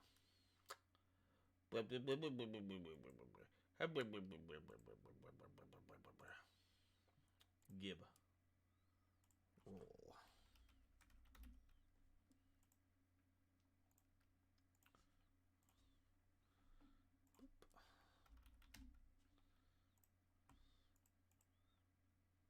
Okay. You've got the roll. I'm watching DK's stream for the leaks for NR purposes, and he just dropped a bomb. Mm-hmm. If I can remember, because I assume I can't make it. Oh, hey, that's a pretty good idea. Test. Hello. Hey yo, how's my mic? You're sounding pretty crisp. I'm gonna be honest. Yeah, I'm no longer using a free earpiece that's like 2 years old. This is brand new. So Hell yeah. Hell I yeah. watched the previous VOD, and holy shit, I was so soft you could barely hear me. Well, then here's to your upgrade. Huzzah and hooray. Let's go. Ramen Sparks archetype. Yeah, we are being hit with the Sparks archetype. I also got your message, Ramen, so I'll reply to that once we're done on stream here. Okay. So, I'm gonna go get the timer started. What inspired you to bring Sparks today? Okay, so for a while now, I have been in that. I've gotten a few ideas regarding like making decks around old cards. Like, remember Remote Elephants? That was pretty much an excuse to use a White Elephant's gift. Yeah, So now this is my turn with Sparks, excellent. Now, for those of the you who most don't know, iconic spell card. one of the most. Normal spell, 200 points of damage. That's it. A what does that translate into? A fifth of 8 is 1/40th of your opponent's life points in one spell card. Let's see how this has expanded into Hinoko Kindle.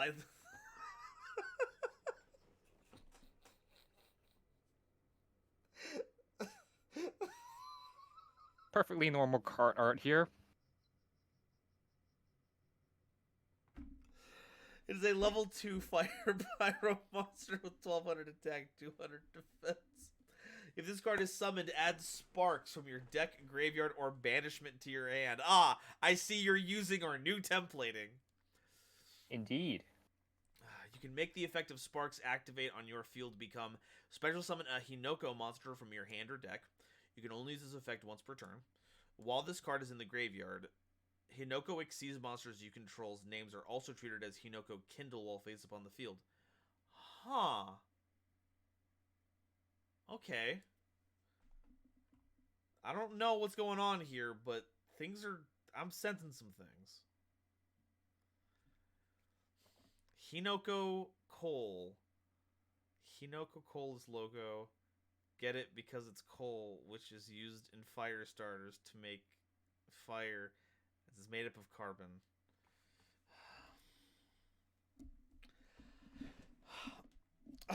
Okay, if this card is summoned, add Sparks from your deck, grave, or banishment to your hand. You can make the effect of Sparks activate on your field become add a Hinoko card from your deck or graveyard to your hand. You can only use the effect of Hinoko Kindle once per turn. While this card is in the graveyard, Hinoko exceeds monsters you control's names are also treated as Hinoko Coal while face up on the field. Okay, so there's that Hinoko Kindle over here. Is this supposed to be Hinoko Coal?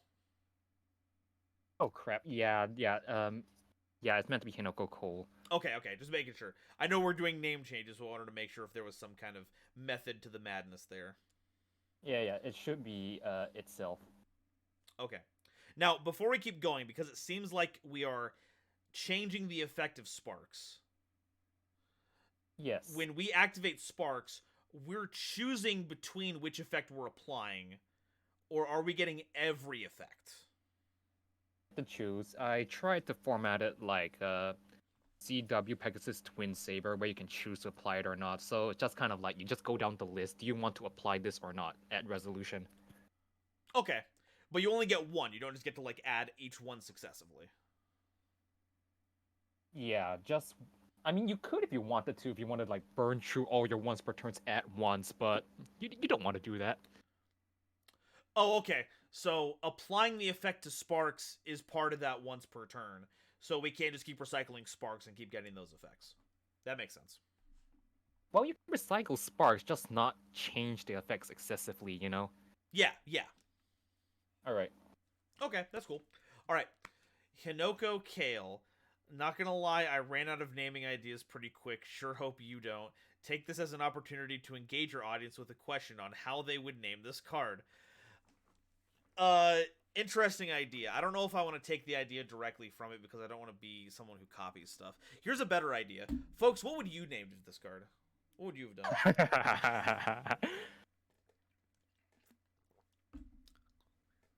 My one brain cell, Cole Lyoko. Sir Knight. We're on that wavelength. Okay. If Kale is if Kale is summoned, add a Sparks from your deck, grave, or banishment to your hand. You can make the effect of Sparks activated on your field become special summon a Hinoko monster from your grave or banishment.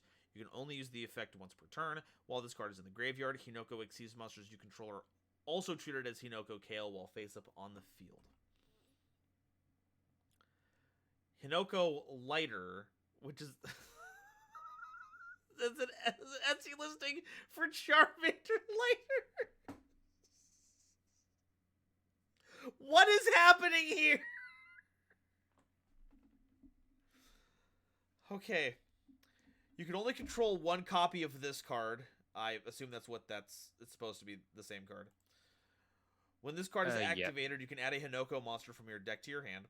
You can make the effect of Sparks activated on your field become one of the following. Target a Hinoko Exceeds monster you control. Special summon a Hinoko from your extra deck. One Hinoko monster with twice the rank of the targeted monster by using it as the Xyz material. The special summon is treated as an Xyz summon, transfer the materials. Or banish a monster from either grave, or negate one card your opponent controls. You can only apply each effect of this card once per turn.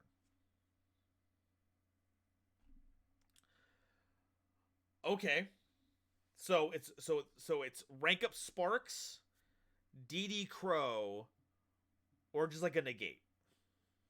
Pretty much, yeah. Cool. And not gonna lie, naming a rank up magic Sparks of Hope would be pretty cool. Ooh, hey, you're onto something there. Okay. Right. Next up, Sparkling Festival, field spell card. Boy, I sure wish that there were a fire-related slang term to describe how fun this party is, but nothing comes to mind.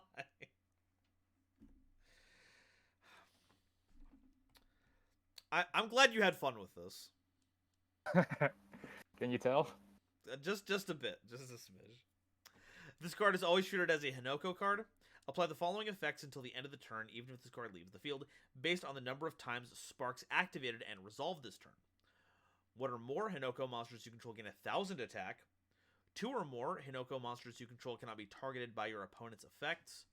3 or more Hinoko monsters you control cannot be destroyed by battle or card effects.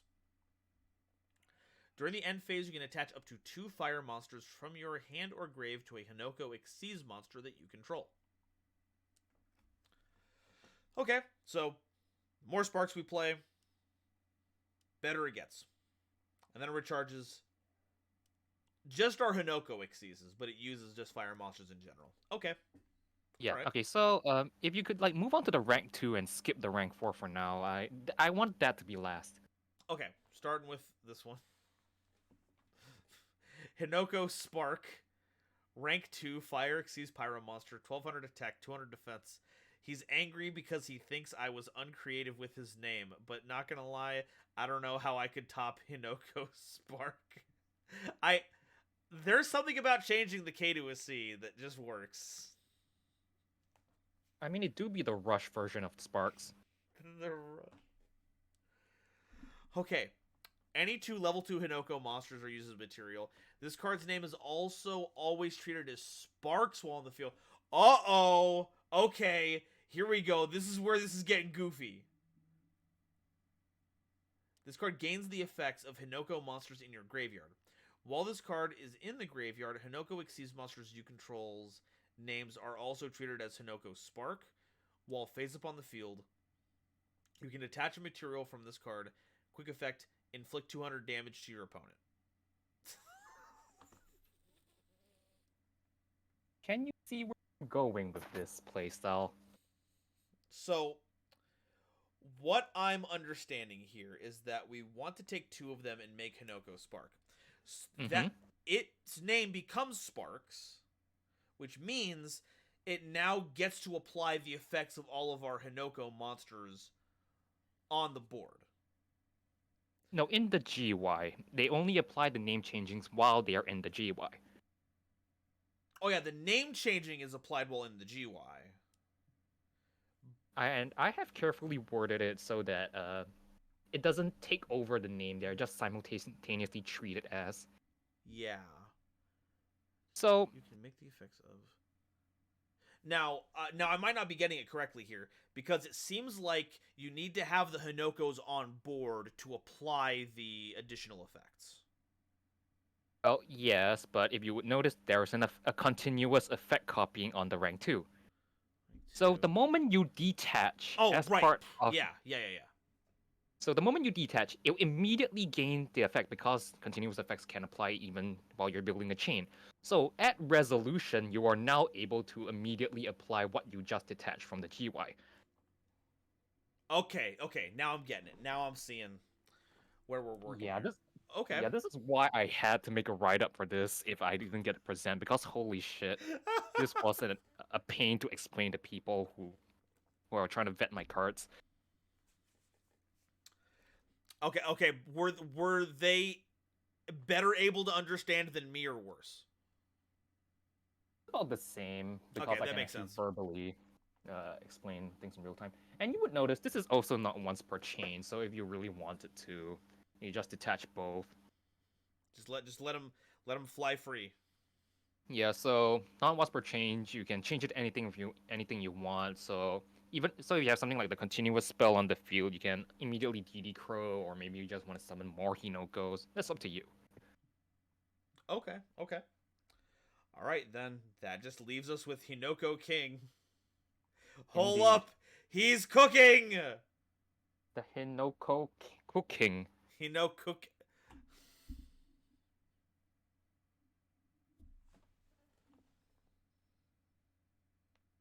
All right, time for the full effect. I'm trying, man. I'm trying. Let me. Okay.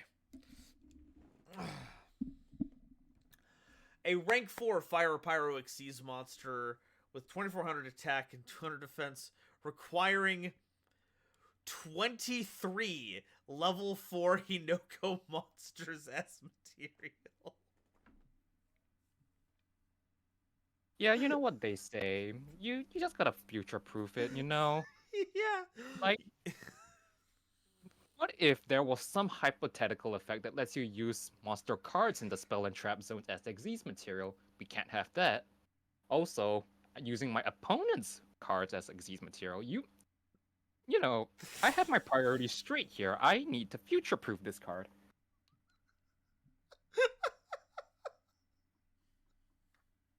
What do you think? I think that was very forward thinking of you. This card's name is also always treated as Sparks while on the field. This card gains the effects of non-Xyz Hinoko monsters in your graveyard. You can detach a material from this card as a quick effect, inflict 400 damage to our opponent. If this card is special summoned by the effect of Sparks, it gains the following effect. If this card's original rank is 4, original name is Hinoko King, and there are 5 or more Hinoko monsters, Hinoko names on the monsters you control, you can make the effects of Sparks activate on the field become inflict 1,000,000 damage to your opponent. Your opponent can discard 1 card to make the damage equal to their life points minus 200 instead.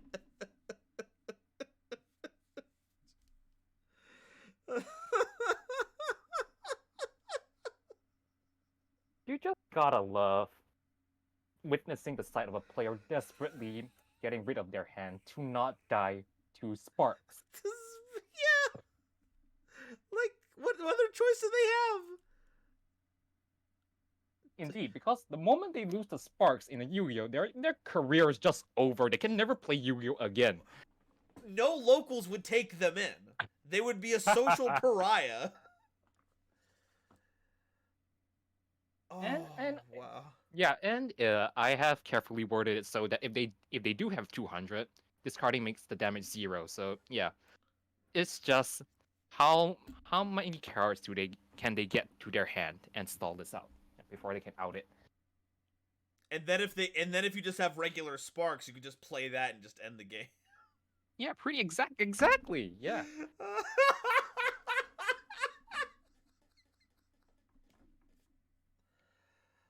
Wow.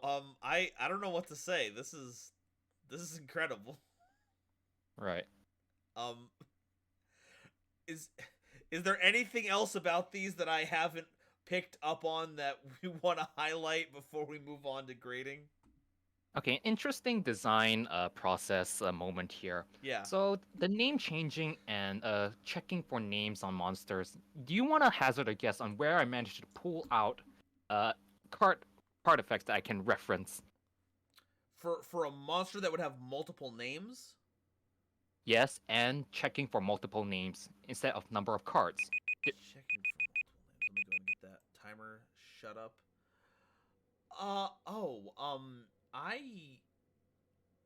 I don't think I know. Where did you pull that info from? Okay, so the next Neospatians are the only cards that are treated as multiple names while on the field. Or actually always treated, I just changed it to while on the field. So, instead of like changing his name outright or being treated as X name for a card mechanic like Fusion Tech. And then we have Space Gift. Because you can draw 2 off a single next Neospatian. No way. Yes, way. Space fucking gift. Like, oh my god, the Neospatian saved my ass so many times during the making of this card. Well, wow. I see you, chat. Yes, space gift.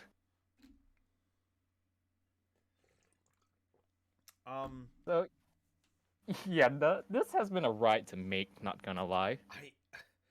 It looks like it. I'm honestly kind of floored that we walked in here with goofy Sparks time and walked away with a deeper understanding of the game. Now that's the educational system right there. Now, chat's being a little disparaging about it right now, and I don't agree, but I am curious. Why the Charmanders? Wanted to have some form of whiplash looking at these cards. And I think, hey, Charmander's pretty cute. I'll use that. Okay, valid enough for me. Like, okay, sure, if I wanted to make more Xyz monsters, I can make it in a whole evolutionary line, but Charmander skipping over Charmeleon doesn't sit right to me. Charmander then just kind of locks me into, like, only using... I immediately jumping to Charizard on, like, my bigger boss monsters, or, like, other utility cards. Just, it's easier to have them all Charmanders. No, makes sense to me. Okay, I'll begin the Nova scale, starting with novelty. 5. It's amazing. A whole Sparks archetype using effect replacement as its core mechanic. I don't know what else more I would want creatively from an archetype, but this works. Objectivity.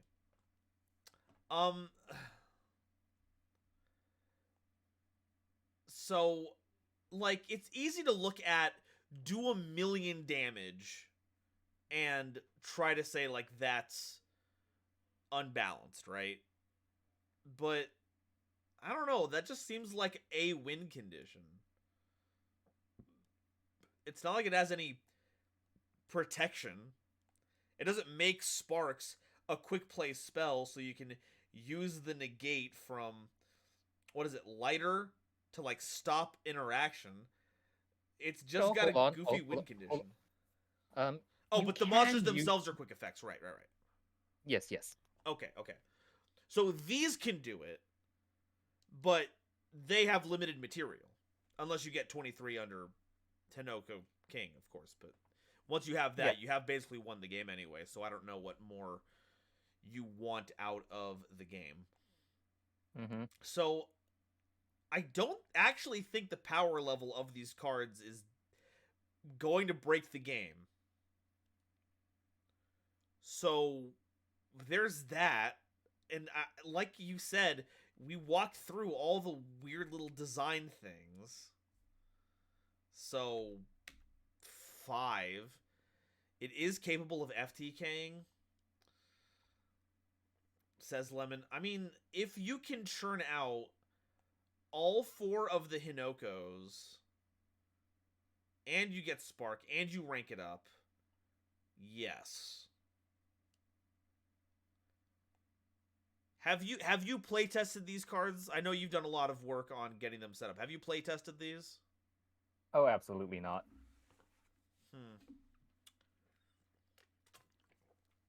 If someone has a 1-card combo that gets us into Hinoko King at full power, you let me know. I mean, they are all eminently searchable because, friggin' Herbal D here hates casual players and decided to make his engine all around Bonfire, but, that's about the only consistency tool I can think of. Wait, that's meant to be 23 level 4s? No. You use Hinoko's Lighter's rank up magic effect to go up to Hinoko King. So I'm gonna give it a 5 in objectivity. It can one-shot your opponent, but on top of having cards to discard to avoid not taking lethal damage, I don't know what the line is that gets you all the way up into this consistently. Versatility. So it's a Pyro deck. You can play it, you can search it with Bonfire. It has other Pyro. They're all 200 defense monsters, so you can rekindling all of them. Oh, true. I just kind of went 200 because, oh, it's spark stats. That's the damage. Yeah. But, like, if you're filling up your graveyard with these anyway, you're going for the Hinoko King kill anyway. Like, adding more monsters on top of it is kind of a whole different story. If we get all of these into the graveyard and then we rekindling, yeah. The question is, how do we do that? Because there's ways to send a lot of Pyro monsters to the graveyard, but those Pyro monsters are specifically Laval ladies. Like, they have a chain that does that. I guess the idea would be to summon all of them out. No, but you can only make this with Hinoko monsters. It's not a generic rank 2, so you can't just get all those out. So there are maybe some Pyro decks that would play this just for the goofy gabs, but I'm going to give it a 2 in versatility. There's not a lot of decks outside of this that are going to want to commit the deck space for all of this to work. But awesomeness, it's a 5. We all had fun looking at them, going through the little bitty tidbits all the way through. There's a lot of cool design decisions going on here. I think it's wild. It's a 17 on the Nova scale. I love these. Thank you for putting in all of this work to show these off. These are awesome. Hey, thanks. All right, just before I head off, and because no one seems to have noticed the pun, I also inserted these cards. Oh, please tell me. I'm sorry, I'm so lost. Okay, so like Hinoko Kill. Okay, Hinoko is sparks in Japanese, so yeah, real original, I know, but that means I have also done stuff like Hinoko Kill, Spark Kill, Sparkle. Hinoko. Okay, not all of them have that level of wordplay, but Hinoko King, Spark King, Sparking. Wait, which one's the Spark King? Hinoko King. Oh, right, you just swap out for that. Okay. Yeah. Okay. Now I'm getting it. Some of it.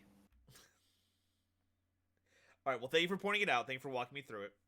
And I hope you have a good one. Thank you so much. Hey, bye. Bye.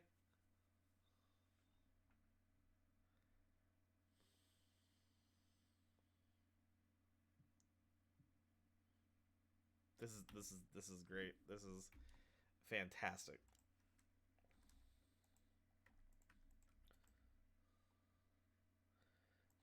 I'm always on the warpath, but also Nova requested the chat. Hey, if it exists, I'd like to know about it, because if it is, yeah, that would have to be, it would have to change to a 1 in objectivity, because then it would just kill everything. If we had to get rid of mass driver FTK, we'd have to get rid of this. But if it's not like a turn 1 consistent thing, then we don't have to worry about it. But that's for the Brewers to decide. Alrighty. Or discover, not decide. Anyway, we have one more. We have one more group of cards from Sir Knight, JCB. Let me go ahead and move us over to them. Oh, dang. Oh, this is some Castlevania-ass looking stuff. This is... Which one is this? I'll ask the name. I'm sure they know. Sir Knight, how you doing today? I'm doing alright. That tired, but I'm doing alright. Well, I hope this isn't too draining, and I hope once we're done here, you can get a big, wonderful rest. Question. Yes. Is this Order of Ecclesia? Is that the Castlevania one that these are Yes. taken from? Yes. Yes, it is. Yes, All they are. that time watching the 6-hour Castlevania retrospective has paid off. That's a good thing. That's a good thing. Before we get into it, just to clarify, does your chat care about spoilers, or do you want me to keep it under the spoiler tag? Oh, we'll let chat know right now, folks. I assume it's spoilers for the game itself. I mean, I can explain it even without explaining why. I'll just void out like the details of like what each of them are, but I just want to ask in case if people want to play it but like don't want to like know about the details. So. It looks like the general idea is no, but for all of the all the lurkers who don't want to say anything, if you care about spoilers for Castlevania Order of Ecclesia, come back in like 20 minutes. Because I want to know what your thought process is, because I love seeing people translate this stuff into Yu-Gi-Oh! So, I'll go ahead and get our process started. Tell us a little bit about the design ideas for these cards. Okay, so again, clarification again. This was made, I'm pretty sure, like back in 2020, 2021. So little did I know that Dia Bellstar was gonna be in like last year or whatnot. So sorry, not sorry about this. Kind of feels like a similar thing. But my idea of it is that there's two things. I only made them recently in the side deck, which is Glyphs and Dominus. Glyphs are your gear, but there, if you see like in Shinoa, the first monster, she has like tattoos on her back. That's because each of them can either summon her a weapon or wield her magic. And with the left and right, you can combine them to make like a powerful weapon or magic weapon together, or just a powerful magic spell, which is what the ones in the side deck are. But the ones that we're focusing on with her ability specifically is using Dominus. Again, spoilers if you don't want to hear anything about it.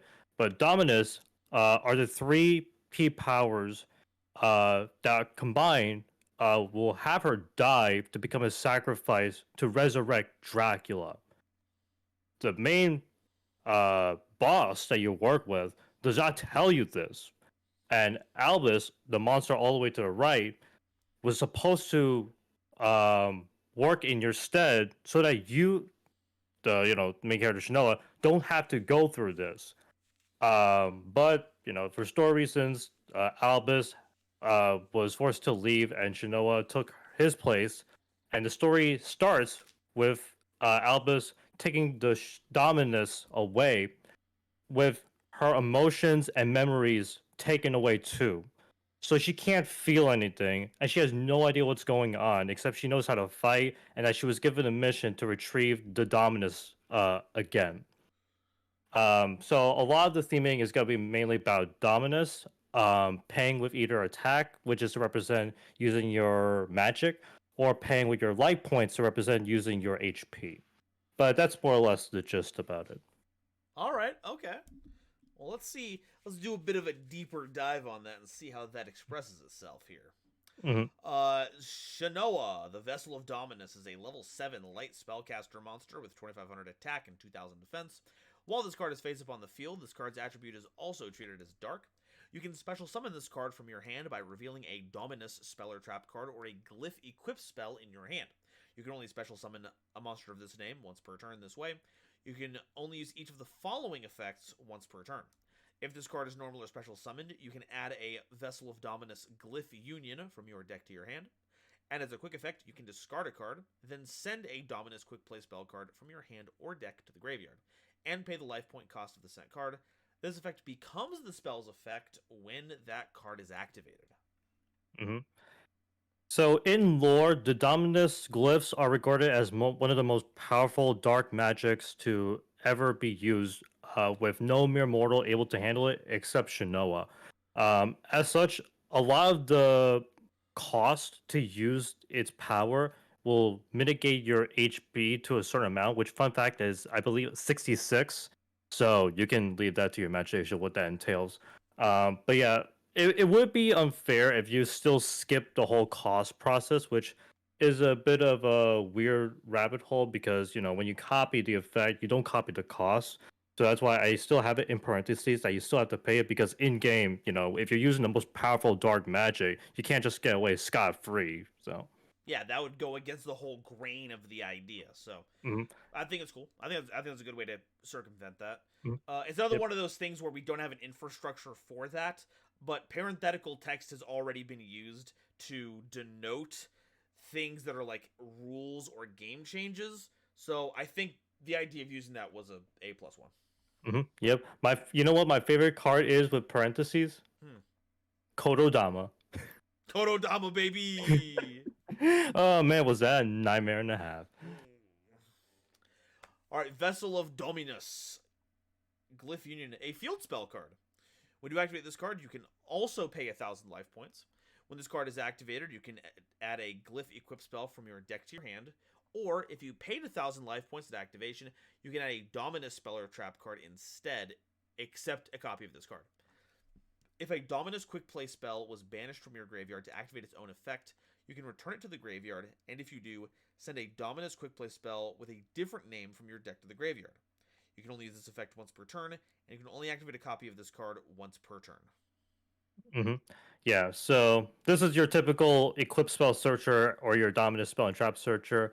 I didn't feel right if you just continually add a lot of the Eclipse spells or the Dominus cards, considering that you technically would play a lot and you have Shinoa in your deck. So, I mean, I probably should have added Rhoda. Spoilers alert, there isn't.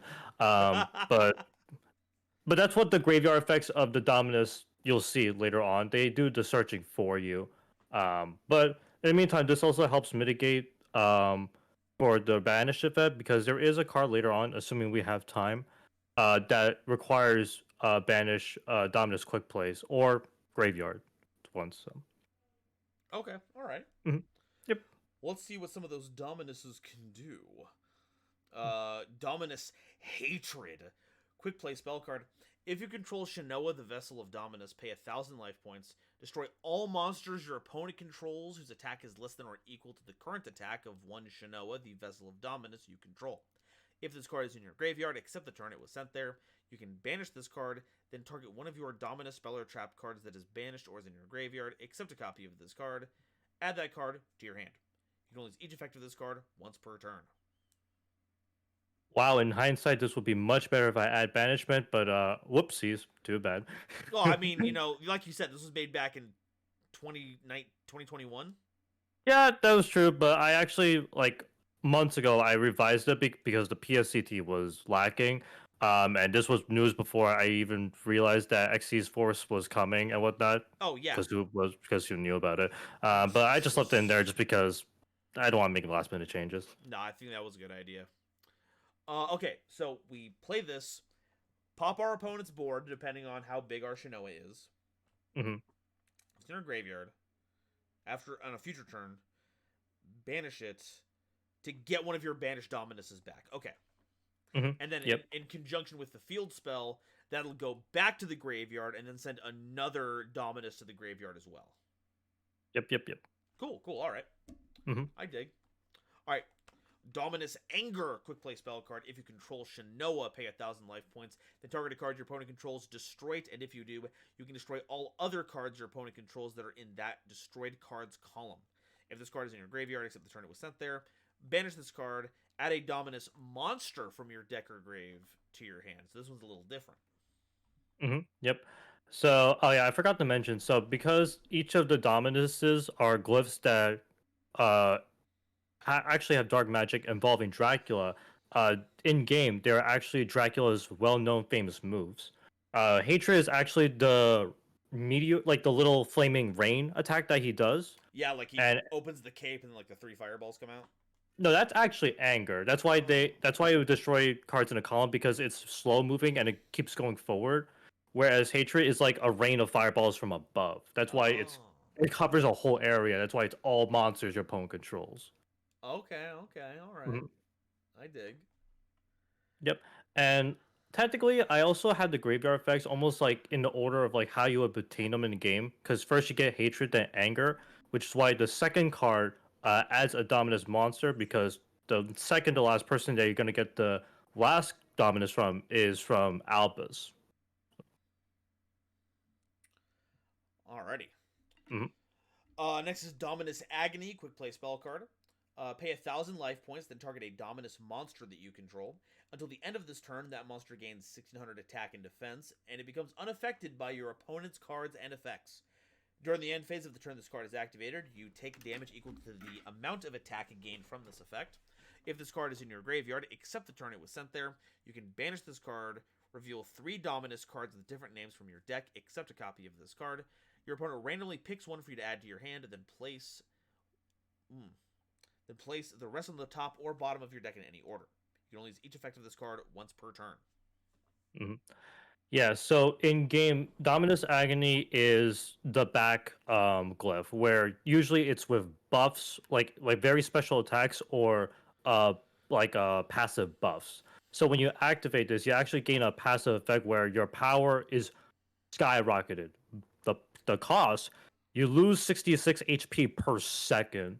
So if you don't stop it, you're gonna die from it. So that's why during the end phase, you still take the damage. RP. But yeah, and also the graveyard effect is also just to help you with the search. But yeah, it's also that's if you want to combine with because Shinoa's attack is 2,500, meaning if your opponent has like monsters with 26 or above, it's gonna be hard for you to use Hatred's effect to board wipe. So you combine that with Agony, and then Hatred, then you use Agony. By the time Agony's effect comes into play, hatred would give Shinoa 40 to 4,100. So unless you're, I don't know, that new Raid Raptor monster that somehow gains attack, if it does, most likely all of your opponent's monsters are gonna be, poof. Just obliterated. Yeah, pretty much. Alrighty. Next we have I Am the Morning Sun, a quick play spell card that is always treated as a Dominus card. Once each turn, you do not have to pay life points for the activation of your Dominus monster effect or your Dominus spell or trap cards.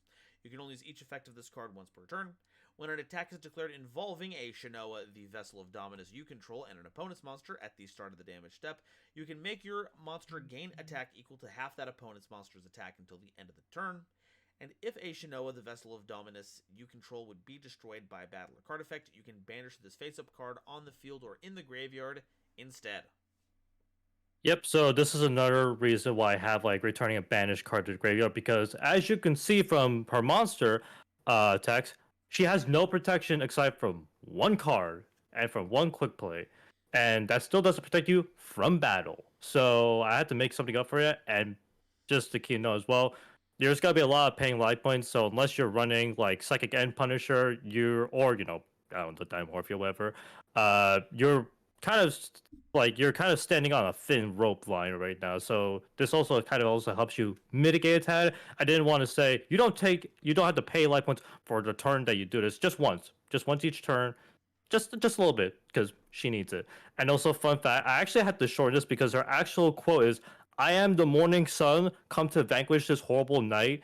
And the text was like, if you see custom cards like the account where they put like an entire quote or like a long name in the custom card, it is so shrunken. I was like, you know what? I don't want to have to make GoldenNova or his viewers squint like the Asian I am, so I'm just gonna like cut this statement in half.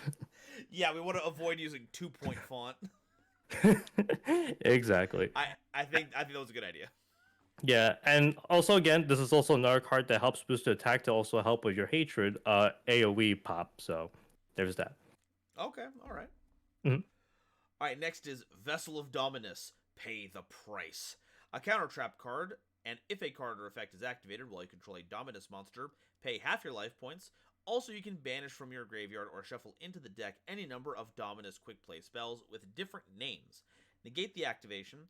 Then, if you banished or shuffled any number of Dominus cards when you activated this card, apply the appropriate effect, depending on the number of Dominus quick play spells banished or shuffled to activate this card. You can only activate one of this card per turn. If you did 1, destroy the card. If 2, banish it. Or for 3, banish it and all cards with the same original name as that banished card in your opponent's hand, deck, extra deck, field, and graveyard. Get those out of here. Yeah. So okay, I'm gonna ask you GoldenNova specifically because I don't know if you're. I mean, I know you watched that retrospective, but I'm just asking us to make sure. Do you yourself like want to hear spoilers of this and slash viewers? Oh, please go ahead. Okay, so the backstory of this, as indicated by the art as well, is that there is a point where your boss that worked with you was going. Actually, no, I think that was when you get. Yeah, no, it was during the ritual where she was about to die when she did like the third, like got the third glyph and she was gonna. I forgot. It was like some kind of like life and death scene where she's about to die, but it's revealed by Albus, who saved you last minute, that instead of her soul, like being used as a sacrifice, Albus himself, his soul that is attached to you after getting hatred, agony, sacrifices himself. Then all of a sudden, all of Shanoa's emotions and memories come back, and then she remembers now that Albus was her brother, and the reason why Albus was so insistent to be the person to accept the dominance in the first place was because he didn't want her to go through this. And in fact, he just calls the boss out, but behind the scenes the boss tells Albus to go away for a mission and secretly tells Shanoa to be the candidate to claim all the dominance, and that's why Albus got furious, and that hence is a pay the price, which can be either one ending where Shanoa uses the power of all 3 Dominus glyphs to quote unquote stop Dracula, or the next ending, which is that pass after the fake ending, was to stop Dracula once for all after Albus's sacrifice. And Albus telling Shanoa, when this is all over, please smile for me and whatnot. Because she couldn't before. She didn't have any feelings because all the Dominus scattered away, took away her emotions and feelings. So, and what better way to banish every single, like, not banish every but like, what better way to go back to where Albus's sacrifice is not in vain than getting rid of like Dracula once and for all. That's why they all banished everything of the copy and whatnot. So Yeah, Yeah. destroy the root of this evil at the core of it. Just pull it right out. Yep. Alrighty. Well, that was a big old grouping of cards. We have reached our 15 minutes. Do you have anything else you want to add really quickly, just to make sure we've got a full picture of what's going on here before we move on to the Nova scale? I guess like one quick briefing that I won't like go all the way through the effects is that Albus also has a similar effect where you could special summon him from hand, but it's restricted to only the Eclipse spell on the further right or Agony, and that's because he was the one who actually used Agony himself, but then the power of Dracula possessed him.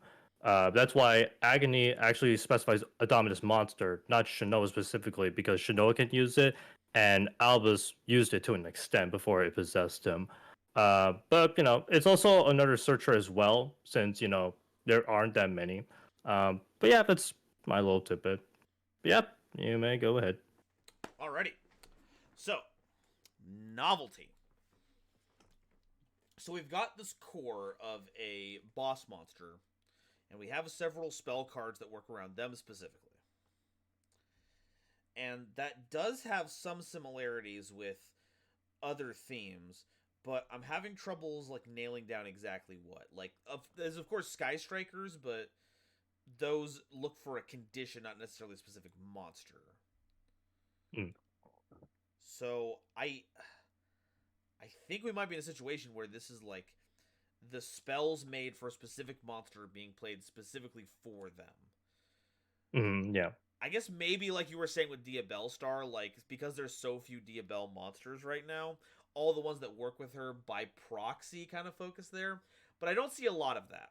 So I think it's a fairly unique mechanic.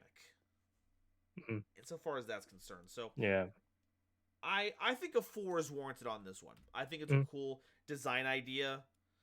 That's their specific like book of spells that they pull from. So I like it. I think it's good, and I think we don't have a lot of decks that do that, and we should have more of them that do that. Yeah, and I think I forgot to mention, but like with like Shinoa specifically, it's not like unfair where it's like, oh no, you can copy the effect from the deck and yeah, pay life points, but who cares about that?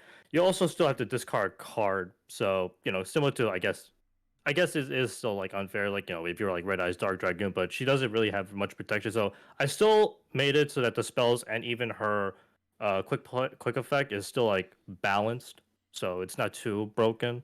So, Yeah, it's not free card economy. It's card selection. It's letting you use the cards in your hand to be other cards. So mhm. no, I think it's pretty good. Which speaks to the objectivity score. I didn't see any issue with the card text itself. I know we had to take some liberties on how we ensured the life point cost was paid, but like we said, there's not really an infrastructure for that one, and I think the way you did that is a good substitute for that until we can see something like that. Aside from that, our powers are fine. 2500 is a good attack stat, but it's not overwhelming to the point where a card that destroys things based on that monster's attack is going to get out of hand. It has to combo with something like Agony, but at that point you're doing like multi-card combos, and you're allowed to get extra benefits if you're playing combos. I don't really see much of an issue with the cards here from a power level or balancing side, so I think an objectivity of 5 is pretty good here. Versatility is where things get a little wild. So we have light spellcasters, and we do have some infrastructure for that. We were 500 points off in either direction of turning it into a light spellcaster whose attack equals its own defense. So we were almost able to combine this with Dogmatica for some stuff, and that'd be very funny. Yeah. But not in this scenario. Yeah, I mean, the only, I guess, some like leeway that it can do is like a rank 7 pull, because both Albus and Shinoa are rank level 7 monsters. But in order to even get both of them, it's kind of, you both need like Dominus Agony, and considering of like the ratios that you would get from a starting hand, it's very unlikely. But Yeah, that's the only like splash thing it can do. Yeah, I wouldn't be surprised if it ran something like Magician Souls to like throw these into the graveyard, and then you can take like glyphs and like send them, or not glyphs, or maybe the glyphs. But I saw the Dominuses, and you can send the Dominuses to graveyard for more draws. Now they're set up in the graveyard for future turns to use their grave effects, and if you have a way to special summon these back out from the graveyard, then that of course sets those up. So there is a bunch of generic spellcaster support that we can run with these. So I think combined with that, that's about it too. It's another one of those things where we have some spellcaster stuff to work with, but I don't know if there's any like decks out there that'll run this outside of us. Maybe like a little compact engine, like summoning Shinoa out requires a little more than just discarding a card like Diabell Star does. So it's a bit more restrictive. So I think it's about it too. There's some things that'll play it, not a lot though. Yeah, I mean, there's like as far as I know, there's like call me if I'm wrong. I think there's a lot more normal spell searchers than quick play spell searchers, and that's already, and the normal spell searchers are already restrictive enough, like left arm offering, for example. Yeah, no, totally agree. If somehow someone makes a Mecha Phantom Beast deck that can consistently make their level 9 synchro, and then have the opponent destroy it so that you can set a quick play spell card from your deck, then that would be the combination here. But considering I just said a whole paragraph to qualify that, that's pretty self-defeating. So 2 in versatility, have some things that are fun. Awesomeness, it's a 5. It's based off of a Castlevania game. I like how the Dominus are being used as an extension of the character's magical capacity. They're able to pull from the deck to use it, so it makes it feel more like it's that character's power. I like how we have the way too cheap cost as an expression of the character's growing abilities. And we didn't even get to all of them. I'm sure there's some more cool stuff going on with Albus, going on with the Crimson Rapier glyph just sounds cool. So I think it's pretty awesome. So I'm giving the Order of Ecclesia cards a 16 on the Nova scale. Excellent work. Sir Knight, I think these are awesome. Very much appreciated. Thanks. And for those who, for some, are like lurkers and didn't want to hear spoilers, congratulations, you made it. Good job, everyone. Have an ice cream sandwich on me. Just don't charge my card. In fact, could you get me an ice cream sandwich? I left my wallet at home. Anyway, thank you again. Anything else you want to talk about before we close things out for the night? Yes, actually, I would like to ask feedback from both Patreon and the custom card channel of GoldenNova server. If you're not there already and you watch GoldenNova, what the heck are you doing? You gotta sub him, follow him, go follow his Twitch, give him a sub, and go to his Discord. Hashtag non-sponsored. But the reason why I asked is because I was crazy with the custom batch as of recently of like other cards I want to support. So I need, you can give me a feedback now, Nova, if you want, but I either need an answer whether if y'all want to see me on the next one with fossil support or Gunken Suship support. And the intriguing thing for both of them is that one of the fossil monsters is based on a retrain of Gaia Plate, and it's, if you have seen it, you've seen it, but it's based off of a D&D monster that is also a fossil. So, and for Gunken Susha, I noticed that like most like the Xyz monsters mention Gunken Susha monsters special summon from the extra deck. Yet so far they're only Xyz. So I took the liberty, which kudos to Molten Gate because I commissioned them, and we'll get them in the process, is to get not only a salmon Gunken Suship, but a salmon dragon that ravage Gunken Suships in war in order to become more powerful. And it's a fusion monster. Huh? Yes. I think we're unanimously on the Suship stuff. I think we got okay. yeah. Like I was already on board for it, and then you mentioned salmon dragon. I'm sold. Yeah, and then it's also like Molten Gates. Shout out to them, and if you want to commission art, you can go to them too. Absolutely. But yeah, folks, there was a lot of Nova love there previously, and I appreciate it. Also, go check out Molten Gate on Twitter if you're on Twitter. That artist is just bonkers. Every time I see their work, it's like, what? Huh? Alrighty. Well, thank you again, and I will catch you next time. All right. All right. You have a good night. You too. Goodbye. Later. Alrighty, that about does it for me, folks. Oh, wow, I am beat. That was another long session, but a fun one.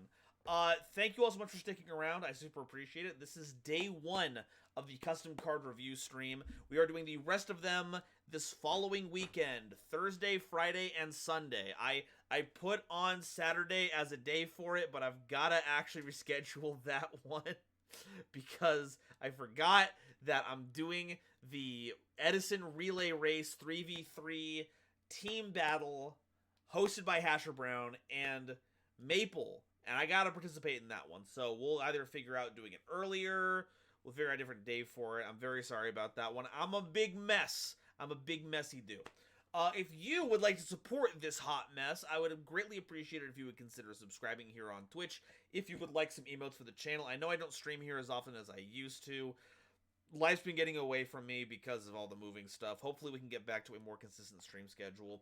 I think a better place for your money to go to would be Patreon. That gets you early access to all of my videos. It gets you access to this custom card reviews section. It gets you access to a monthly vote on a video that I make if you are at the $10 tier or higher. All kinds of special little perks that I think are pretty good, and they help me out, especially at the beginning of the year. You've probably heard this before from your other people that you watch, but YouTube ad revenues plummet at the beginning of every year because they spend all their money on Christmas ads and now they're trying to hold back. I am no different. Anything that you can give would be greatly appreciated. It means a lot and helps keep things a bit more stable. But of course, if you cannot, I do not want you to feel like you do not belong here, that I do not appreciate you sticking around and watching, because I don't get to do this if you don't stick around. And the fact that you found all of this, all of the crashing and the reboots and the custom cards based on video games, if you didn't find that enjoyable instead of all the other stuff going on here, then I wouldn't have the chance to. So, thank you all again so much. I'm sorry for being sappy. It will happen again. Let's go see who we can send the love to. It's not exactly. Oh, I know exactly who we're rating. I just saw, as we were starting, Red Claw, friend of the channel, worked with him a couple of times with in coordination with Mistress Doom. He's having a re-debut event right now where his new model is going live, and it looks like they're playing some Mario Kart. We're going to send you over to Red Claw. Boom. Alrighty. Folks, please send him all the love, care, and attention that you possibly can. I super appreciate you again. Make sure you hit that follow button if you haven't already so you don't miss next week's streams. Hopefully we'll have one on Tuesday too, Lord willing. But until then, I will see all of you next time. Bye-bye.